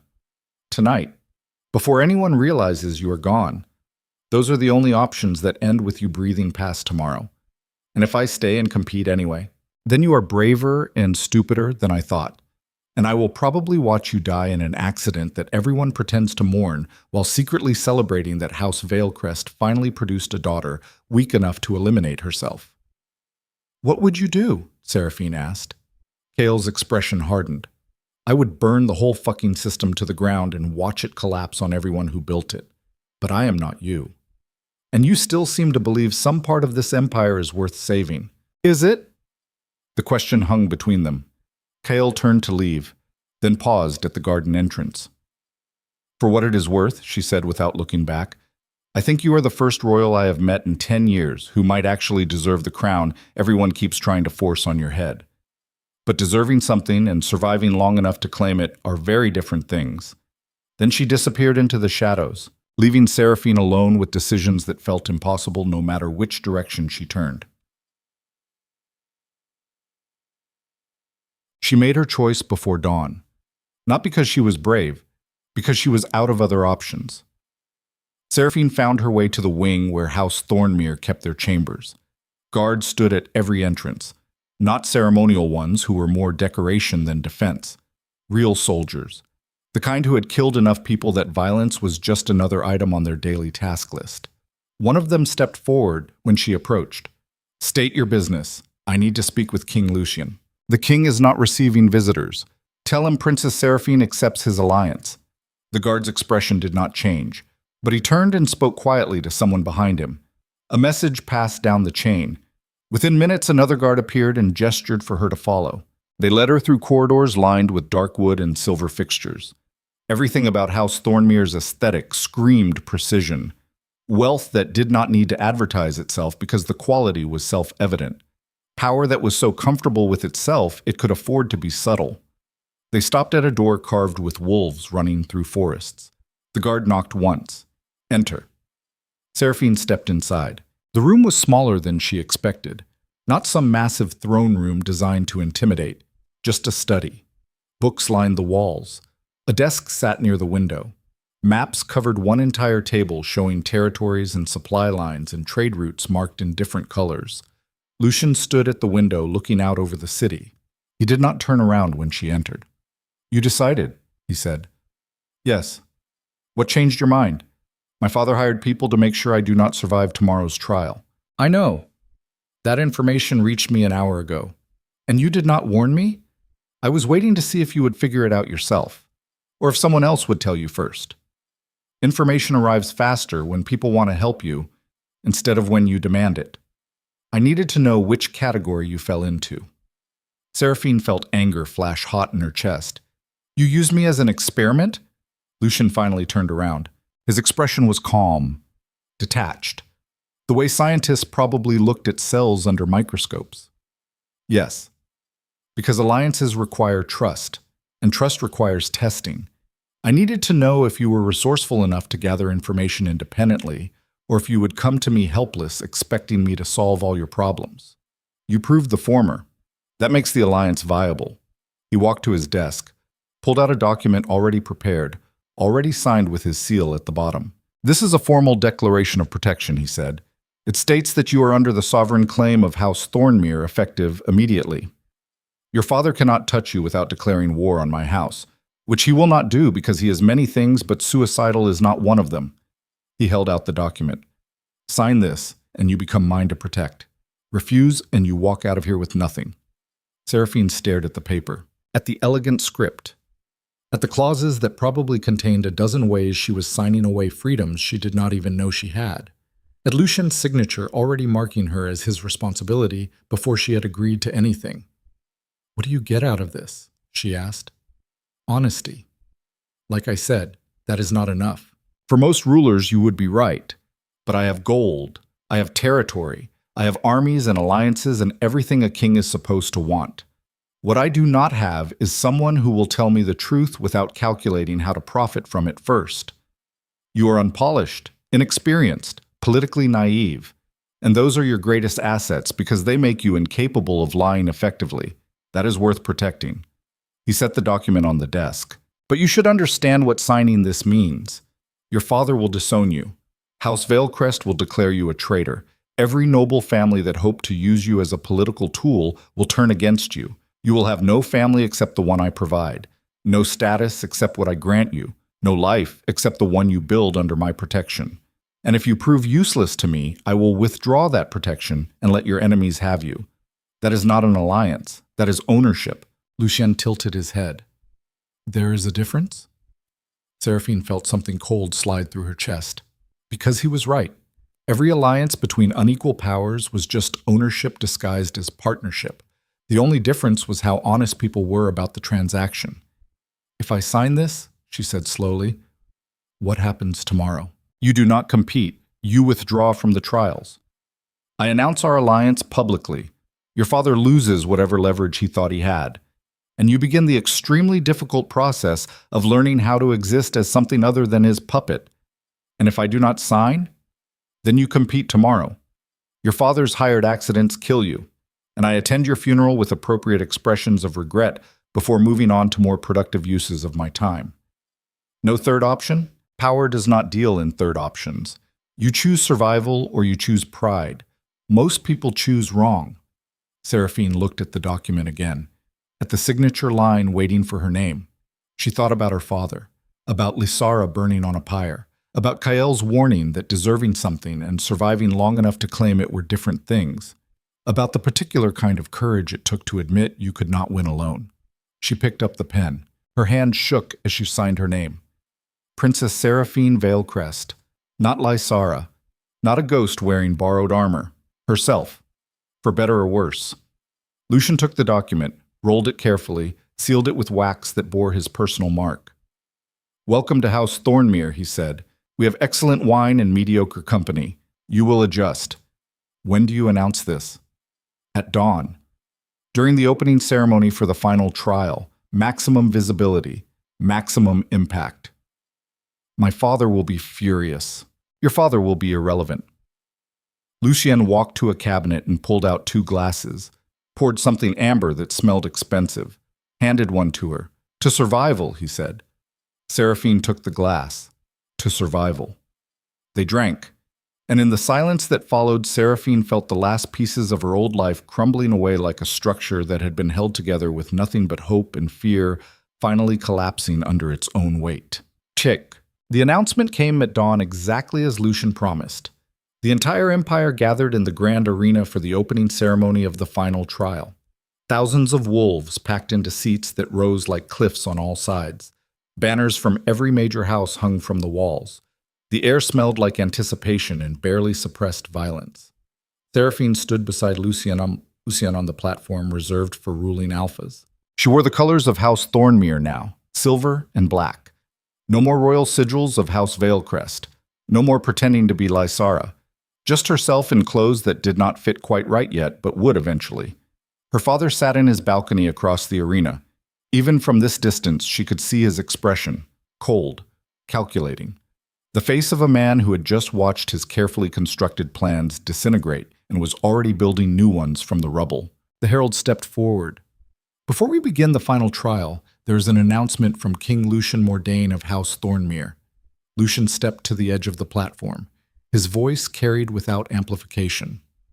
I invoke the right of sovereign claim over Princess Seraphine Veilcrest. Effective immediately, she is under my protection and recognized as a member of House Thornmere. Any action taken against her will be considered an act of war against my house and responded to accordingly. The arena erupted. Shock, outrage, confusion. The kind of chaos that happened when someone violated protocols so fundamental that nobody had bothered to write down what you were supposed to do when they got broken. Because the right of sovereign claim was ancient, rarely used. It meant an alpha was declaring someone valuable enough to kill for, to go to war for, to risk everything for. And Lucien had just used it on a princess everyone thought was weak. Seraphine's father stood up in his balcony. His voice cut through the noise like a blade. You overstep, King Lucien. Seraphine is my daughter. She belongs to House Veilcrest. Belonged, Lucien corrected. Past tense. She signed the alliance documents, accepted my protection, and your authority ends where my sovereignty begins. I did not give permission for... You do not need to give permission. That is what sovereignty means. Seraphine watched her father's face turn the color of a fresh bruise. She waited for the explosion, for the threats, for whatever move he had planned for when his control slipped. But Darius did not explode. He just smiled. That terrible smile that meant he had already won a game nobody else knew was being played. Very well, he said. Seraphine chooses to abandon her house, then she chooses to abandon the protections that come with it, including information that might be relevant to her continued survival. What information? Lucian asked. King Darius looked directly at Seraphine. Your sister was not killed in an accident. She was murdered. And the person who ordered it is standing on that platform beside you right now. The words landed like thunder. Seraphine felt the world tilt. You are lying. Am I? Your sister discovered something that made her dangerous to certain interests. She planned to expose corruption reaching into the highest levels of the Alpha Council itself. And before she could, she was eliminated. By someone who had the resources and motivation to make it look like natural causes. He gestured toward Lucian. King Lucian has spent the last decade consolidating power by removing anyone who threatened his control. Your sister threatened his control. So he removed her. And now he offers you protection. How convenient. Seraphine turned to look at Lucian, at the man who had beaten her in the arena and called it a lesson, who had offered her alliance and called it honesty, who had just claimed her as his responsibility in front of an entire empire. Tell me he is lying, she said quietly. Lucian's expression did not change, and that was answer enough, because if he had been innocent, he would have denied it immediately, would have called her father a liar, would have defended himself. But he did not. He just looked at her with those winter storm eyes and said nothing. You killed my sister, Seraphine whispered. I removed a threat to stability, Lucian said calmly. There is a difference. No, there is not. Seraphine felt something inside her chest shatter. Not her heart, something deeper. The fragile hope that maybe she had finally found someone who saw her as valuable beyond what she could provide. Someone who wanted to protect her instead of use her. But that had been a lie. All of it. The alliance, the protection, the carefully constructed test designed to make her think she mattered. Lucian had not wanted honesty. He had wanted control. And she had signed herself over to him like a fool who confused survival with salvation. The document, she said, the alliance, it is void. No, you signed it. It is binding. I signed it under false pretenses. You signed it to escape your father. Mission accomplished. What I did or did not do to your sister is irrelevant to the terms we agreed on. Seraphine took a step back, then another. The platform suddenly felt too small, too high, like she was standing on the edge of a cliff and the only direction left to move was down. Her father's voice cut through the chaos again. Come home, Seraphine. Renounce this false alliance, and I will forgive your disobedience. She looked at him, at the man who had spent her entire life treating her like a resource to be spent, who had hired people to kill her when she stopped being useful, who was now offering forgiveness like it was a gift instead of manipulation. Then she looked at Lucian, at the man who had killed her sister, who had offered protection while keeping that truth buried, who looked at her now with no apology in his eyes. No regret. Just the cold calculation of someone deciding whether she was still worth the investment. Two kings, two monsters, both offering her survival wrapped in different kinds of chains. And Seraphine understood with perfect clarity that she had no good options left, only impossible ones. So she made a choice that would change everything. She stepped off the platform. Not down the stairs, off the edge, shifted mid-fall into wolf form, and ran, not toward her father, not toward Lucian, toward the only thing left that might offer freedom. The wilderness beyond the empire's borders where crowns did not reach and kingdoms crumbled into nothing. Behind her, the arena exploded into chaos. But she did not look back, because looking back was for people who still believed they had something to return to. And Seraphine had just burned every bridge connecting her to the only life she had ever known. Now she had to figure out if the person running into the wilderness was strong enough to survive what came next, or if she was just another royal daughter who chose death over imprisonment and called it courage. The wilderness tasted like freedom and blood, Seraphine ran until her wolf lungs burned and her paws bled from rocks she did not bother avoiding. The forest swallowed her whole. Ancient trees thick enough that 3 men could not wrap their arms around them, underbrush dense as walls, darkness so complete that even predator eyes struggled to separate shadow from substance. Behind her, the sounds of pursuit grew louder. Not close yet, but coming, because kings did not let their property escape without consequences. And she had just become the most valuable piece of property 2 different kings claimed ownership over simultaneously. Her father wanted her dead. Lucien wanted her controlled. Neither option ended with her breathing free air. So she ran deeper into territory where civilization had stopped pretending it mattered, where the empire's rules dissolved like sugar in rain, where survival depended on instinct instead of bloodline. The forest had no mercy for royalty. It did not care that she was a princess, did not care about her armor or her training, or the fact that she had been raised in palaces where servants anticipated needs before you voiced them. Out here, those advantages meant nothing. Out here, you were just meat with a pulse trying not to become dinner for something with bigger teeth. Seraphine pushed through brambles that tore at her fur, leaped over streams that could break ankles if you landed wrong, navigated terrain that shifted from solid ground to mud deep enough to trap you without warning. She did not know where she was going, did not have a plan beyond putting distance between herself and the nightmare her life had become. And that was its own kind of freedom, terrifying, exhilarating, absolute. Because for the first time since Lysar died, nobody was telling her who to be. Nobody was forcing her into roles designed by men who measured her worth in political currency. She was just a wolf running through darkness with nothing except survival instinct and the desperate hope that somewhere beyond the Empire's reach she could figure out how to exist as herself. The pursuit sounds faded. Either they had lost her trail or decided she was not worth chasing into territory this wild. Seraphine slowed to a walk. Her body screamed protest. Muscles that had been pushed past their limits during the fight with Lucien now demanded rest she could not afford to give them. Her shoulder throbbed where he had struck her. Her ribs ached with every breath. Blood from a dozen small cuts mixed with sweat and made her fur stick together in uncomfortable clumps. She found a hollow beneath a fallen tree, crawled inside, shifted back to human form. The transformation hurt worse than usual, like her body was punishing her for running it so hard. She curled into a ball on ground that smelled like rot and old death and tried to catch her breath. The adrenaline that had carried her this far started to fade, and with it came the crushing weight of everything she had lost. Her sister murdered, her father hiring assassins, Lucien lying about protection while keeping the truth about Lysar's death buried like evidence he hoped would stay hidden forever. All of it was too much, too big to process. So she did the only thing that made sense. She screamed, not at anyone, just into the darkness that had become her only companion. Screamed until her throat was raw and her lungs empty, and the forest absorbed the sound like it had absorbed 1,000 years of similar anguish from people who learned too late that empires were built on graves. When the screaming stopped, silence rushed in to fill the space. Heavy silence. The kind that pressed against your ears and made you understand how alone you actually were. Seraphine wrapped her arms around herself and tried to think, tried to figure out what came next.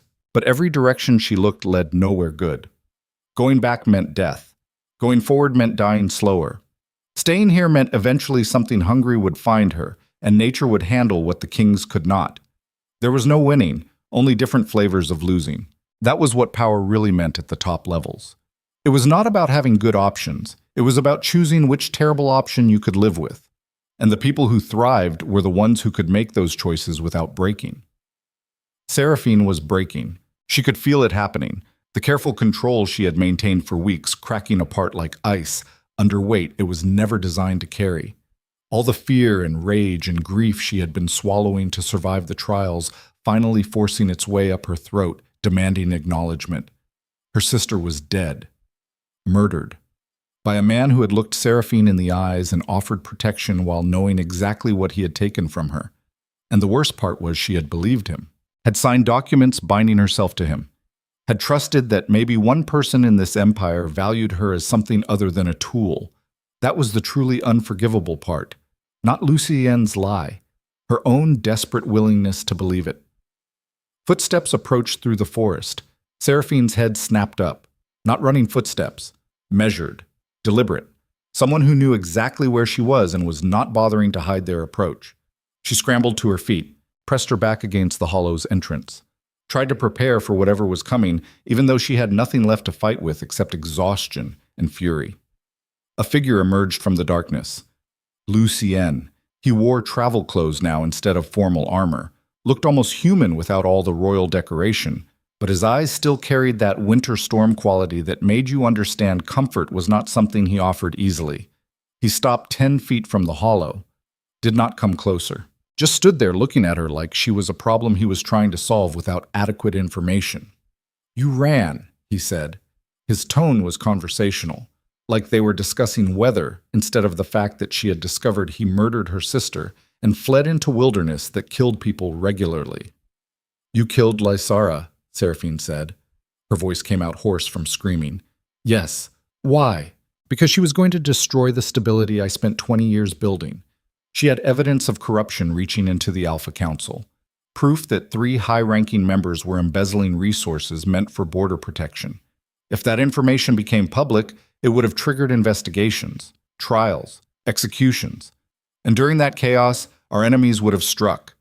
Thousands would have died while we tore ourselves apart from the inside. So you murdered her to prevent political instability. I removed a variable that would have caused more damage than her death did. She was my sister. She was a threat. The words hung between them, cold, clinical. Exactly the kind of calculation that made men like Lucien dangerous. They could weigh lives against outcomes and make choices that destroyed people while calling it strategy. Seraphine felt rage ignite in her chest. Hot. Pure. The kind of anger that came from finally understanding that the world was not going to save you. That nobody was coming to make things right. That if you wanted justice, you had to carve it out of the Empire's flesh yourself. She lunged at him, not strategically, not with any real hope of winning, just pure animal fury looking for something to destroy. Lucien caught her wrist before her hands reached his throat, held her easily, like restraining her required no more effort than holding a door open. "I understand you are angry," he said calmly. "You understand nothing. I understand more than you think. You're angry because I lied, because I killed someone you loved, because I represent everything you hate about how power operates at levels where individual lives become statistical noise. But your anger does not change reality. Lysara's death prevented a war. That is a fact. Whether you accept it or not, she was pregnant." The words came out before Seraphine could stop them. Lucien's expression flickered, just for a second. Then the mask returned. "I know," he said quietly, "and you killed her anyway."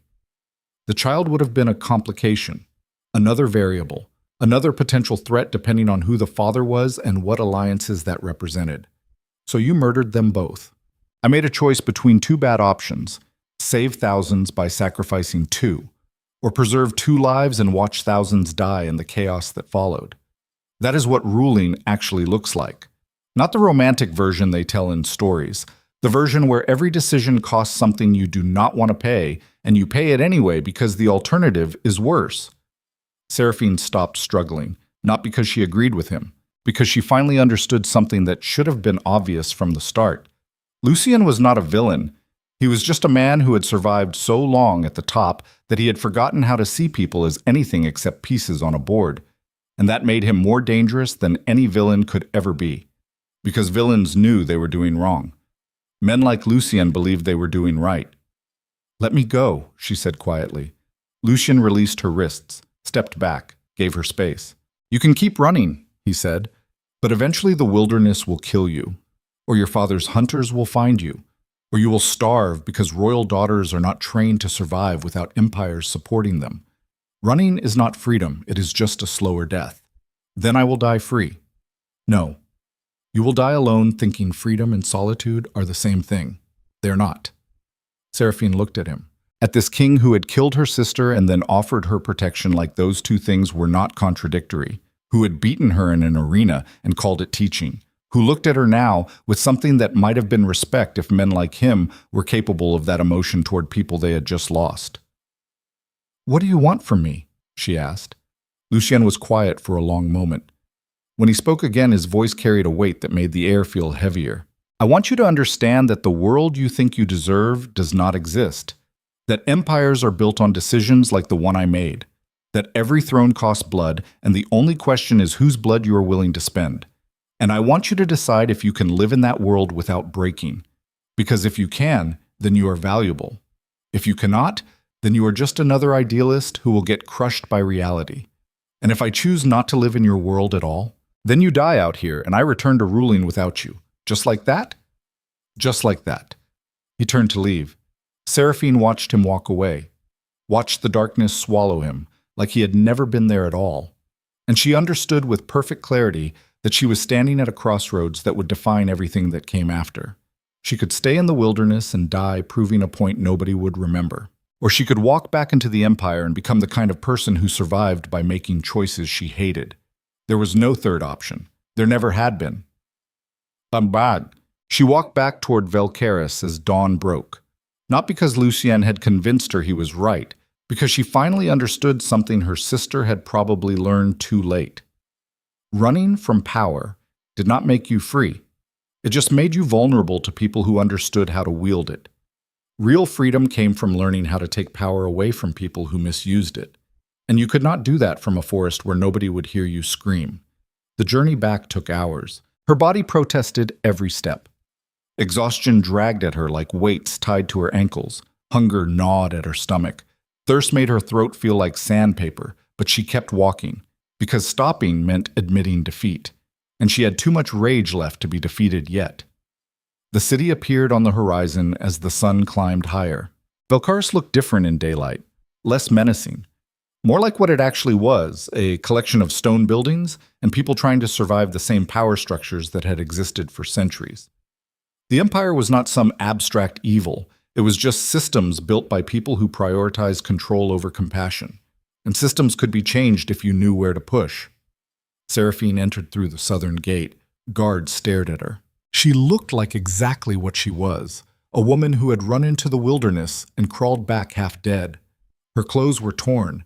Her hair was a mess of tangles and leaves. Blood from a dozen small cuts had dried on her skin in patterns that probably looked dramatic, but mostly just hurt. One guard stepped forward. "Princess Seraphine?" She nodded. Could not quite manage words yet. The guard looked uncertain. "You are supposed to be—" He paused, searching for diplomatic language that did not exist. "There are people looking for you. I am sure there are. Where would you like to go?" The question caught her off guard, because she had not thought that far ahead, had focused entirely on getting back to the city without considering what came after. Going to her father meant execution. Going to Lucian meant accepting that alliance despite knowing what he had done. Neither option felt survivable. But then she remembered something Kael had said in the forest during the hunt. Stop trying to be someone else. Just be whatever you actually are, and let the Empire deal with it. "Take me to the High Alpha Council chambers," Seraphine said. The guard's eyes widened. "The council is in emergency session. They are deciding what to do about your disappearance and the conflict between House Veilcrest and House Thornmere. You cannot just—" "I can. And I will. Now escort me or get out of my way." Something in her voice must have convinced him. He nodded. Led her through streets that were starting to fill with mourning crowds. People stared, whispered, pointed. By the time they reached the council chambers, a crowd had formed behind her like she was leading some kind of unintentional parade. The council chambers were housed in a building older than most of the city. Stone walls thick enough to withstand siege. Windows narrow enough that arrows could not get through easily. The kind of architecture that said, "We have been here forever, and we will be here long after you are dust." Guards blocked the entrance. "The council is in session," one of them said. "No visitors." "I am not a visitor. I am evidence." The guard looked confused. Evidence of what? Of everything that is broken in this empire? She pushed past him. The doors to the chamber were heavy wood reinforced with iron. Seraphine shoved them open with both hands, and they swung inward with a groan that sounded like the building itself objecting to her presence. Inside, the High Alpha Council sat in a semicircle of elevated seats. 7 alphas. The most powerful rulers in the empire. They made decisions that affected millions of lives, determined which houses rose and which fell, held the kind of authority that made kings nervous. All of them turned to look at her. Her father sat among them. So did Lucian. They were mid-argument when she entered. Darius was on his feet, gesturing angrily. Lucian sat perfectly still with the kind of calm that preceded violence. The other council members looked like they were trying to decide which side to support without getting killed in the process. Everyone froze when Seraphine walked in. She crossed the chamber floor. Did not stop until she stood in the center where supplicants traditionally stood when addressing the council. Her reflection caught in the polished floor. She looked like a ghost, pale, exhausted, covered in evidence of her flight into wilderness that should have killed her. But she was still breathing, still standing, still capable of causing problems for men who thought they had eliminated all their variables. Princess Seraphine, one of the council members said carefully, "You were declared missing. There are search parties. I know. I ran. But I'm back now. And I have something to say. This is not the appropriate forum for—" "My sister was murdered," Seraphine interrupted. Her voice carried across the chamber. Clear, strong, nothing like the terrified woman who had yielded in the arena days ago. She discovered corruption in this council, evidence that 3 members were stealing resources meant for border defense. She was going to expose it. So someone killed her to protect their interests. The chamber exploded.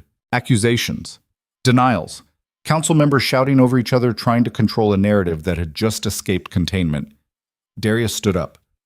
"You have no proof of these accusations. You're a frightened girl inventing conspiracies to justify your own failures." "I am my sister's legacy," Seraphine said, "and she left evidence. Hidden where only I would know to look for it. Documentation of every transaction, every theft, every decision made that sacrificed border security for personal profit." She turned to look directly at Lucien. "And I know who killed her to keep that evidence hidden." Lucien's expression did not change. He looked at her with the same detached interest he had shown in the forest, like she was doing exactly what he expected, and he was waiting to see if she could follow through. "Then present your evidence," he said calmly. Seraphine felt her pulse hammering. Because this was it. The moment where she either destroyed the system that killed her sister or got destroyed trying. There was no middle ground, no safety net, just truth against power, and power usually won. But sometimes, very rarely, truth won by refusing to die quietly. "I will present the evidence," Seraphine said, "but first I want something from this council." "You are in no position to make demands," her father said. "I am in the only position that matters. I am the person who knows where Lysara hid documentation that will destroy 3 members of this council and potentially start a civil war if it becomes public. So yes, I am making demands." The council members exchanged glances, calculating, trying to figure out if she was bluffing. She was not bluffing. She had no idea if Lysara had actually left evidence, but she knew how her sister thought, knew she would have protected herself, knew that somewhere in all the palaces and safe houses and hidden places they had explored as children, Lysara would have left something behind. And more importantly, she knew that acting certain was more valuable than being certain when negotiating with people who measured strength through confidence. "What do you want?" one of the council members asked. "Immunity. Complete. Permanent. For both me and anyone I choose to protect. Written, sealed, enforced by council law." That is an extraordinary request. These are extraordinary circumstances. The council members leaned toward each other. Whispered conversations Seraphine could not hear, probably discussing whether granting her immunity was worth avoiding whatever chaos the evidence might cause. Lucien watched the whole thing with that same unnervingly calm expression, like he was observing a chess match he had already won, but was curious to see how his opponent would struggle before accepting defeat. Seraphine met his eyes across the chamber, held his gaze, and in that moment something passed between them that nobody else in the room could see. Recognition, not forgiveness, not acceptance. Just acknowledgement that they were both playing the same game with different strategies, and the only thing that mattered was who was still standing when the board cleared. The council finished their deliberations. One of them spoke. "We grant you immunity, conditional on you presenting evidence within 3 days. If the evidence proves your claims, immunity becomes permanent. If you fail to produce it, you will face charges for making false accusations against council members." "Agreed," Seraphine said. "Then we adjourn this session. You have 3 days." The council members stood, filed out through doors behind their elevated seats. Within minutes, the chamber emptied until only 3 people remained. Seraphine, her father, and Lucian. Darius walked down from his seat slowly, each step deliberate, measured. The way predators approached prey they had already decided to kill but wanted to savor the moment first. He stopped 5 feet from her. "You have made a mistake," he said quietly. "Whatever evidence you think you have does not exist." Lysara was too careful to leave documentation that could be traced, and now you have committed yourself to producing something you cannot deliver. In 3 days you will be charged with false accusations, and I will make sure the punishment is memorable. "Maybe," Seraphine said, "or maybe I know my sister better than you ever did. You knew nothing. You were always the soft one, the weak one. The daughter I tolerated because producing heirs requires multiple attempts.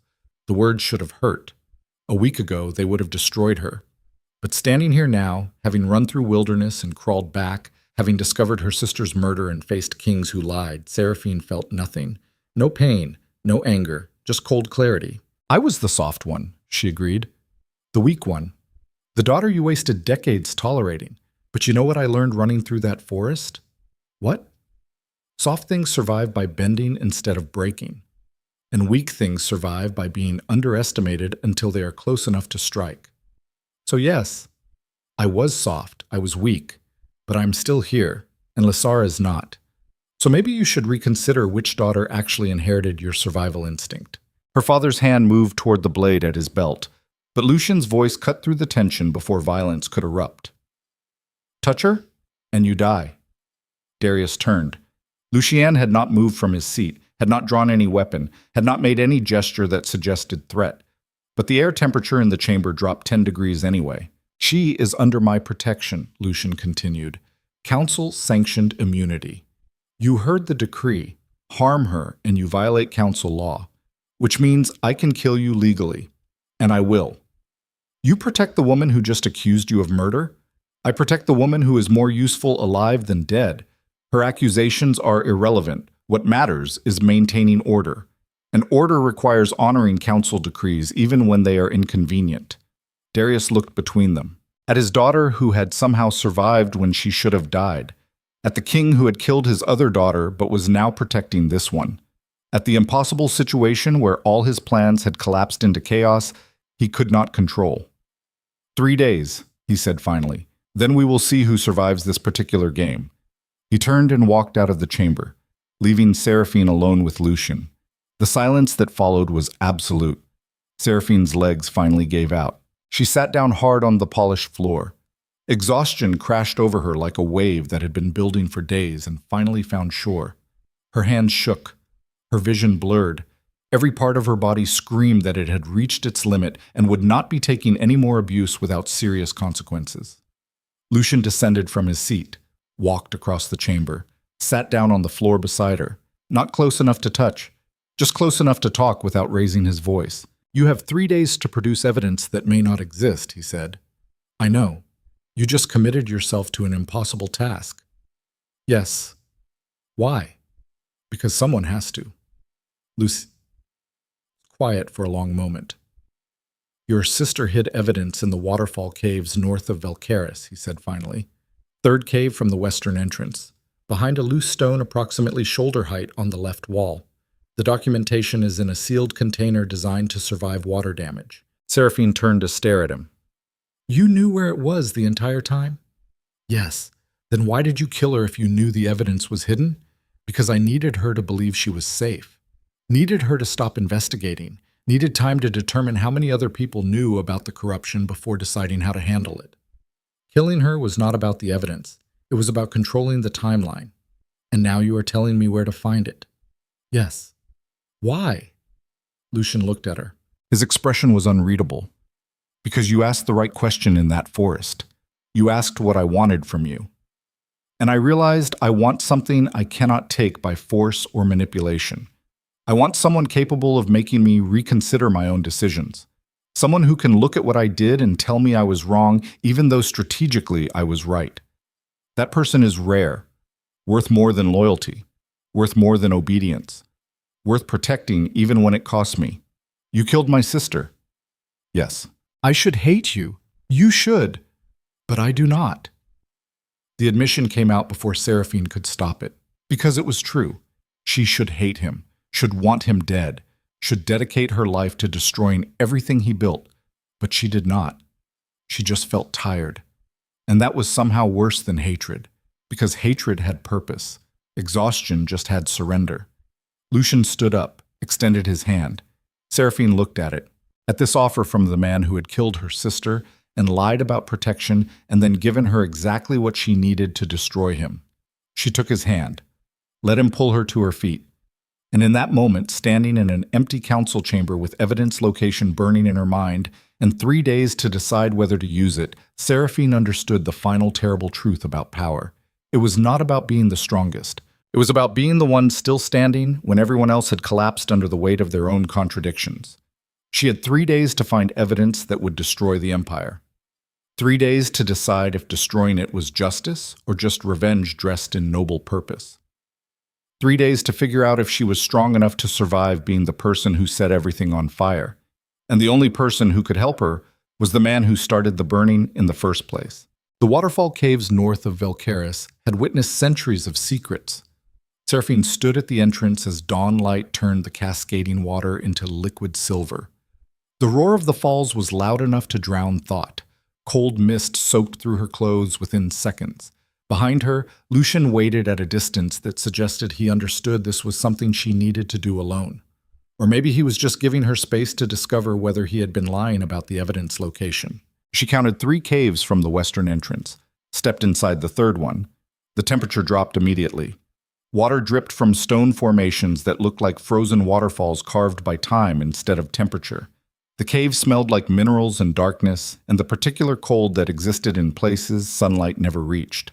Seraphine moved to the left wall, ran her hands along stone that felt older than empires, found the loose piece approximately shoulder height exactly where Lucian said it would be. Her fingers closed around it, pulled. The stone came free with a grinding sound that echoed through the cave like the earth itself objecting to its secrets being disturbed. Behind it was a hollow space, and inside that space was a sealed container made of metal that had not corroded despite being hidden in a cave behind a waterfall for weeks. Seraphine pulled it out, held it in both hands. This was what her sister had died protecting. Evidence of corruption reaching into the highest levels of the empire. Proof that the people trusted to defend the realm were stealing from it. Documentation that would destroy careers and trigger investigations, and probably start a war between houses whose alliances depended on maintaining the illusion of honor. Her hands shook as she opened the container. Inside were documents, letters, ledgers, all written in her sister's precise handwriting. Dates, names, amounts. A meticulous record of theft that had been happening for years right under everyone's noses because the people doing the stealing were the same people supposed to be watching for theft. Seraphine read through it all, every page, every transaction, every decision that sacrificed security for personal profit. By the time she finished, her sister felt more real than she had since the funeral. Because these were not just documents. They were proof that Lysara had cared, had tried to fix something broken, had believed the empire was worth saving even when the people running it were not. That was what made her death so unbearable. Not that she died, but that she died trying to protect a system that killed her for it. Seraphine sealed the container, walked out of the cave. Lucian stood where she had left him, watching the waterfall, looking like violence and patience had learned to coexist inside the same body without destroying each other. "It is all here," she said. "I know. 3 council members, detailed records, enough to execute them all." "Yes." She walked toward him slowly, stopped 5 feet away. The distance between them felt important somehow, like crossing it would mean something neither of them was ready to acknowledge yet. "You could have destroyed this evidence," she said. "Could have come here and burned it all. Made sure nobody ever found out what Lysara discovered. I could have. But you did not." "No." "Why?" Lucien turned to face her. His expression was as unreadable as ever, but something in his eyes suggested he was about to say something he had never told anyone before. "Because your sister was right," he said quietly. "The corruption is real. The theft is real. And it is weakening the empire in ways that will eventually kill us all. I knew about it, knew who was responsible, but I could not act without proof. Could not accuse council members without evidence, or I would look like I was starting a purge." So when Lysara started investigating, I let her. Helped her, actually. Fed her information, pointed her toward documents. Made sure she had everything she needed to build an airtight case. You helped her build the evidence that would destroy your enemies. Yes. Then why kill her? Because she was not going to stop at exposing the 3 corrupt council members. She was going to expose everyone, including me. Including decisions I made that were technically legal but morally questionable. She was going to burn down the entire structure, and I could not let that happen. So I killed her, took the evidence, and waited for the right moment to use it, and that moment is now. Lucien nodded slowly. The Empire is ready for purges now. Before, it would have caused civil war. But after watching you challenge the trials, after seeing someone refuse to play the game, people are angry. They want accountability. They want justice. So yes, the moment is now, and you are the one who gets to deliver it. Seraphine looked down at the container in her hands, at the weight of her sister's legacy condensed into metal and paper. What happens after I present this to the council? The 3 corrupt members will be executed. Their houses will lose status. Alliances built on their support will collapse, and the Empire will tear itself apart for approximately 6 months while everyone scrambles to fill the power vacuum. That sounds like chaos. It is chaos, but chaos is not inherently bad. It is just transformation wearing its most violent costume, and sometimes transformation is necessary even when it costs everything. Seraphine met his eyes. You're using me to clean house, to remove your enemies without getting your own hands dirty, to position yourself as the king who supported accountability instead of the king who ordered executions. Yes. And you think I will just accept that? I think you will do what serves your purpose, which happens to align with mine. That is what makes this arrangement work. We both want the Empire to be better. We just disagree on how much fire is required to burn away the rot. The waterfall continued its endless pouring. Water into stone. Stone into nothing. Seraphine thought about her sister, about Lysara's child who never got to be born, about all the people who had died protecting secrets that powerful men decided were worth killing for, about the particular kind of courage it took to destroy something you loved because it was already broken beyond repair. I want something in return, she said. Lucien waited. When this is over, when the council members are executed and the chaos settles, I want House Veilcrest stripped of its status. I want my father removed from the council. I want his wealth redistributed to the territories he stole from. And I want it documented that his daughter was the one who destroyed him. That is a significant request. That is the price of my cooperation. Lucien considered this. His expression did not change, but something in his posture suggested he was running calculations at speeds that would take normal people hours. Done, he said finally, but you should understand what that means. Your father will never forgive you. His allies will consider you an enemy.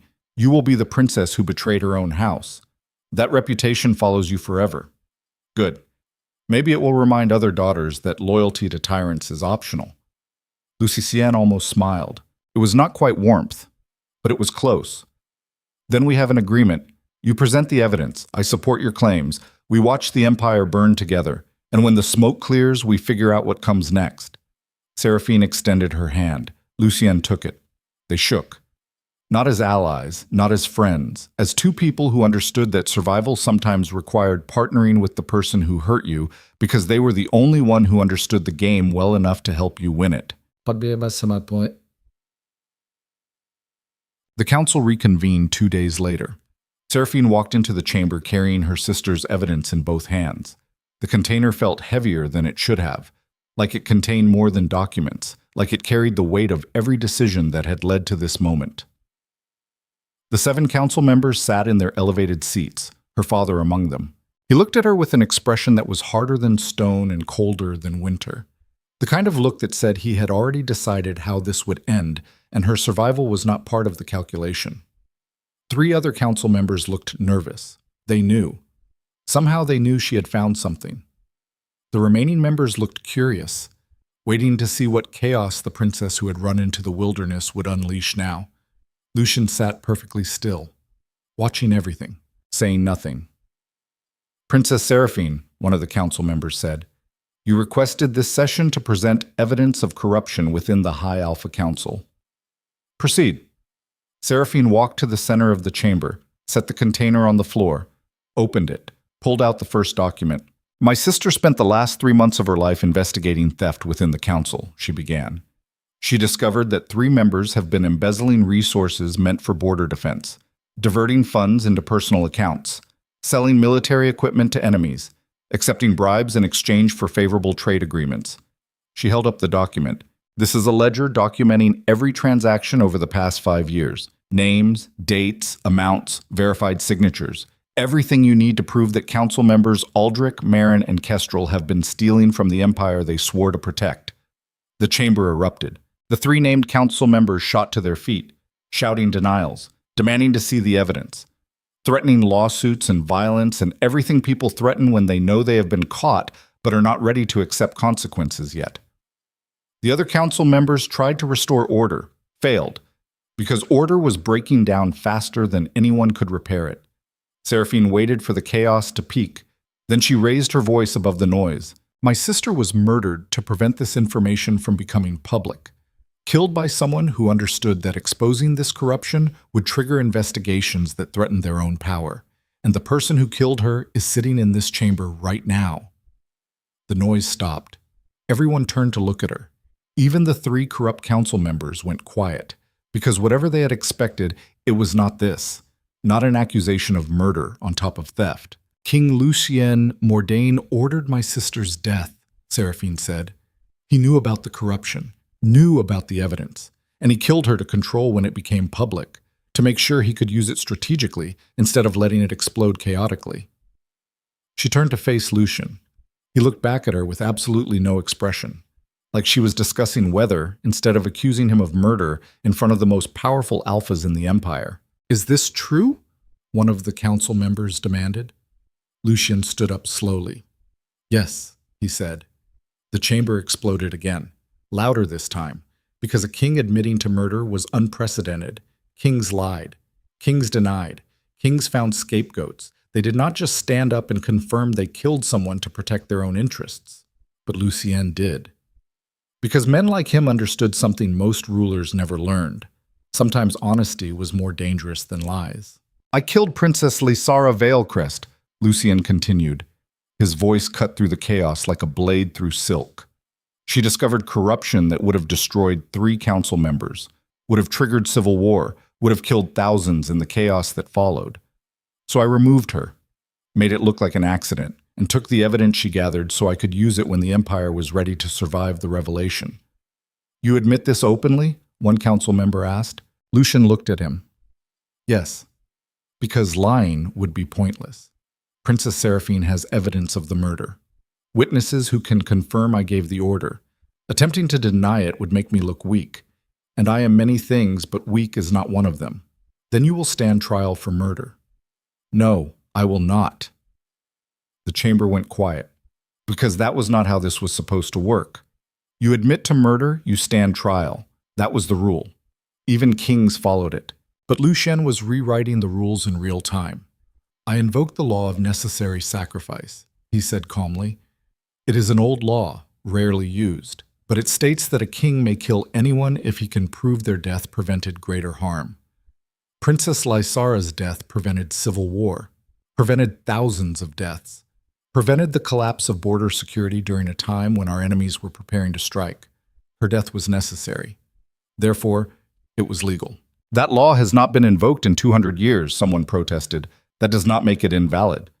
The council members looked at each other, trying to figure out if what Lucien was saying was actually legal or if he was just confident enough that nobody wanted to challenge him.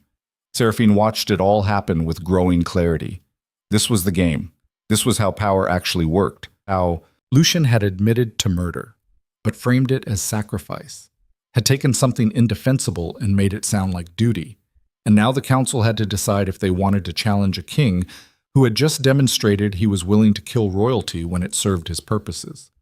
Most of them would not challenge him, because challenging him meant becoming the next necessary sacrifice. But Seraphine was done playing. The law of necessary sacrifice requires council approval, she said.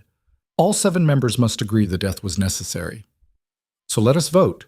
She turned to face the council. Who believes my sister's death was necessary to prevent greater harm? Silence. Long. Heavy. The kind of silence that happened when everyone in the room was doing the same calculation simultaneously and realizing they were standing on the edge of decisions that would define the Empire's future. 3 council members raised their hands. The corrupt ones. The ones who benefited from Lissara's death because it kept their theft hidden longer. That is 3 votes, Seraphine said. 4 more needed for approval. She looked at her father. He stared back at her with an expression that was impossible to read. Then slowly, deliberately, he raised his hand. That is 4. 2 more council members raised their hands. That is 6. 1 vote remained. The final council member was old, ancient actually, had served on the council longer than most people had been alive. He looked at Seraphine with eyes that had seen empires rise and fall, and understood that what happened next would determine which direction this one went. He did not raise his hand. The motion fails, he said quietly. 6 votes is insufficient. The law of necessary sacrifice requires unanimous approval. King Lucien will stand trial for murder. The chamber erupted for the 3rd time, but this time the chaos was different. This time it carried the energy of something fundamental breaking, of structures that had seemed permanent suddenly revealing themselves as fragile as paper in rain. Lucien looked at the old council member, then at Seraphine. His expression still had not changed, but something in his eyes suggested he had just lost a game he thought he had already won. Well played, he said quietly, to her specifically, not to the room. Seraphine did not smile, did not celebrate, because this was not victory. This was just the first move in a war that would define the rest of her life. But it was her move, not her father's, not Lucien's, hers, and that was worth something. The trial lasted 3 days. Evidence was presented. Witnesses testified. Arguments were made by people whose entire careers depended on the outcome landing in specific directions. Seraphine attended every session, sat in the gallery and watched powerful men scramble to protect themselves from consequences that were inevitable but uncomfortable. On the 3rd day, Lucien took the stand. He did not lie, did not minimize what he had done. Just explained his reasoning with the same calm detachment he used when discussing weather. I killed Princess Lissara because her death prevented greater harm. That is the truth. Whether you call it murder or sacrifice depends on your perspective, but the outcome is the same either way. She is dead. The Empire survived, and we are having this conversation because her sister refused to let her death be forgotten. He looked directly at Seraphine when he said that last part, like he was acknowledging something that existed only between them. The council deliberated for 6 hours. When they returned, the old council member who had cast the deciding vote against the law of necessary sacrifice stood to deliver the verdict. King Lucien Mordain is found guilty of murder. However, given the circumstances and his cooperation during trial, we impose the following sentence. He will be removed from the High Alpha Council. His voting privileges are revoked. His territory remains under his control, but subject to council oversight for the next decade. And he will pay blood price to House Veilcrest for the life taken. It was the lightest sentence possible for murder, but it was still a sentence. Still, a public acknowledgement that even kings could be held accountable when someone brave enough demanded it. The 3 corrupt council members were not as fortunate. They were executed within the week. Their houses were stripped of status, their wealth redistributed exactly as Seraphine had demanded. And her father watched it all happen with an expression that suggested he was already planning how to rebuild from the ruins. Beaumont. 6 months later, Seraphine stood in the gardens of Thornmere Palace. The gardens were different from those in Velcaris, wilder, less controlled, the kind of beauty that existed because nobody tried to force it into unnatural shapes. She had accepted Lucien's protection after the trial, not because she forgave him, but because staying in her father's house meant dying slowly from poison that masqueraded as familial duty. And dying here at least meant dying free. Lucien found her among the roses as twilight turned the sky purple. He moved quietly. Always did. Like sound was something he chose to produce rather than a natural byproduct of existence. "You are thinking about her," he said. It was not a question. Always. That never stops. I know. He sat on a bench nearby. Not close enough to intrude, just close enough that conversation was possible without shouting. I was not lying during the trial, he said after a moment. Her death did prevent greater harm. That is not justification, just fact. Facts and justification are the same thing to men like you. Perhaps, but that does not make the facts less true. Seraphine turned to face him. The light was fading, but she could still see his expression, still catch glimpses of whatever moved behind eyes that usually revealed nothing. Do you regret it? She asked. Killing her? Yes. Lucien was quiet for a long time. When he spoke again, his voice carried a weight she had never heard before. I regret that it was necessary. I regret that she did not trust me enough to let me help her expose the corruption without dying for it. I regret that the empire is broken in ways that require good people to die protecting it. But do I regret the decision itself? No. Because I would make the same choice again if faced with identical circumstances. That is what makes me dangerous. And that is what makes you valuable. Because I remind you that choices have costs. Because you refuse to let me forget.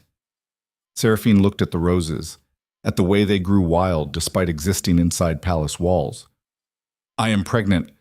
The words came out before she could stop them. Lucien went perfectly still. When did you find out? 3 days ago. Is it yours? Yes.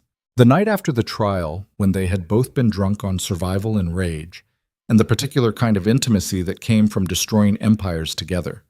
When she had stopped asking questions about right and wrong and just needed to feel something other than grief. That night. What do you want to do? Lucien asked quietly. I do not know. That is honest. Honesty is all I have left. Lucien stood up, walked to where she stood, stopped close enough that she could feel the heat coming off him despite the evening chill. I killed your sister, he said, and you are carrying my child. Those two facts will exist together for the rest of our lives. There is no resolution that makes both of them acceptable. No outcome where everyone wins. Only choices about which impossible situation we can survive. What would you choose? For you to stay. Raise the child here. Let me be something other than the man who destroyed your family. But that is what I want. Not what you need. What do I need? Lucien reached out slowly, gave her time to pull away. When she did not, he rested his hand against her stomach where new life was growing despite everything that had been destroyed to reach this moment. You need to decide if survival is enough, or if you want something more. What is more than survival? Purpose. Legacy. The chance to build something that justifies all the violence it took to get here. Seraphine covered his hand with hers, felt the warmth of his palm against skin that carried life neither of them had planned for. I want to change the trials, she said. Want to make it so royal daughters are not forced into competitions designed to break them. Want the empire to measure worth through something other than violence. That is ambitious. That is necessary. Lucien nodded slowly. Then we will change them, together, as penance for what I took from you, as legacy for what you are giving me. This does not mean I forgive you. I know. And I may never forgive you. I know that too. But I am staying. Why? Because my sister died trying to fix this empire, and I will not let her death mean nothing, even if it means partnering with the man who killed her, even if it costs me everything I thought I wanted. She deserves better than being forgotten. Lucien pulled her close, not roughly, not possessively, just close enough that she could hear his heart beating against her ear. She deserved better than me, he said quietly. But she got me anyway, and now you are stuck with the same fate. I am sorry for that. Being sorry does not change anything. No, but it is all I have to offer. They stood like that as darkness settled completely. Two people who had destroyed each other and then chosen to rebuild from the ruins. It was not forgiveness. It was not redemption. It was just survival wearing a different mask. But sometimes survival was enough, especially when the alternative was letting the people who hurt you define your entire existence. Bestimmt. 3 years later. The Imperial Luna trials had been reformed. No more combat to first blood. No more hunts requiring kills. No more measuring worth through violence alone. Now competitors demonstrated leadership through negotiation, strategy through governance simulations, strength through protecting those weaker instead of dominating them. It was not perfect, but it was better. And better was all anyone could ask for when trying to repair systems that had been broken for centuries. Seraphine watched from the royal balcony as the new trials began. Her daughter slept against her shoulder. 3 years old. Dark hair like her mother, gray eyes like her father. A child who would grow up in an empire that valued her for who she was instead of who she could be forced to become. That was the legacy worth fighting for, worth surviving for, worth partnering with monsters to achieve. Lucian stood beside her. He had never been reinstated to the council. Did not seem to care. Just ruled Thornmere with the same precision he always had while supporting every reform Seraphine proposed, even when they cost him politically. Because guilt was a powerful motivator, and love was an even more powerful one. Though neither of them used that word, it felt too dangerous, too vulnerable, like naming the thing between them would give it power to destroy them. She will compete someday, Lucien said quietly, nodding toward their daughter. I know. What will you tell her? About her aunt, about how we started. The truth. All of it? All of it.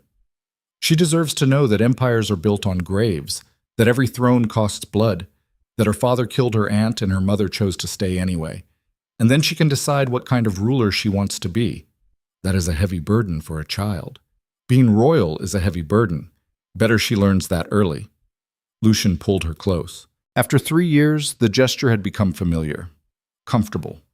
The kind of intimacy that developed between people who had seen each other at their absolute worst and chosen to stay anyway. You are more ruthless than I expected, he said. I learned from the best. I am not sure that is a compliment. It is not. But it is honest. And honesty is what you wanted. Lucien almost smiled. Be careful. I might start believing you actually care about me.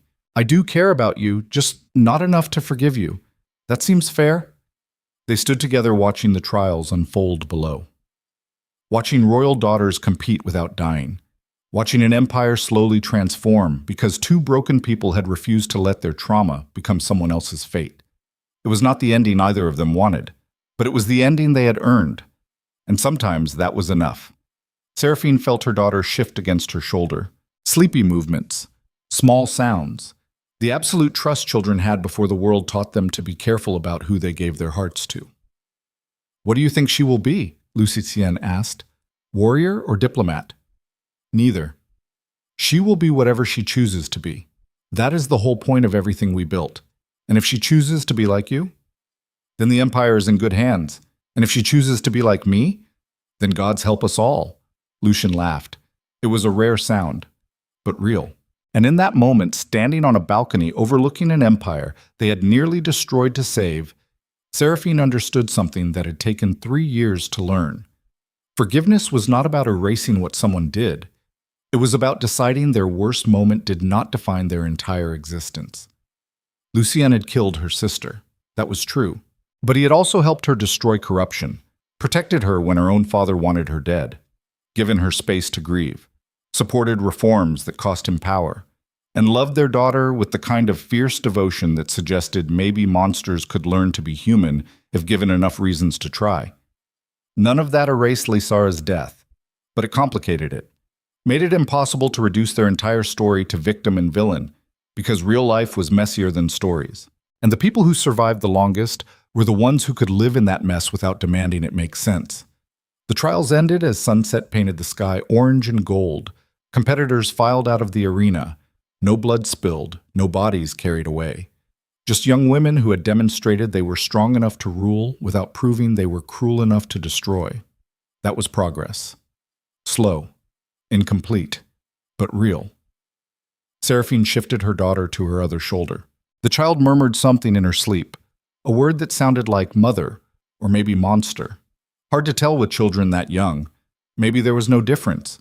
Maybe mothers and monsters were the same thing, wearing different masks depending on what their children needed. Lucien rested his hand on her lower back. The gesture was protective, possessive, all the things alphas were when they had finally found something worth keeping. Ready to go inside? He asked. Not yet. I want to watch the sunset. It is just a sunset. No. It is proof we survived long enough to see another one. They stood together as light faded and stars began appearing in the darkening sky. Two people who had destroyed each other and then chosen to build something from the ruins. It was not the love story anyone would have written, but it was theirs, brutal, honest, marked by violence and survival in equal measure.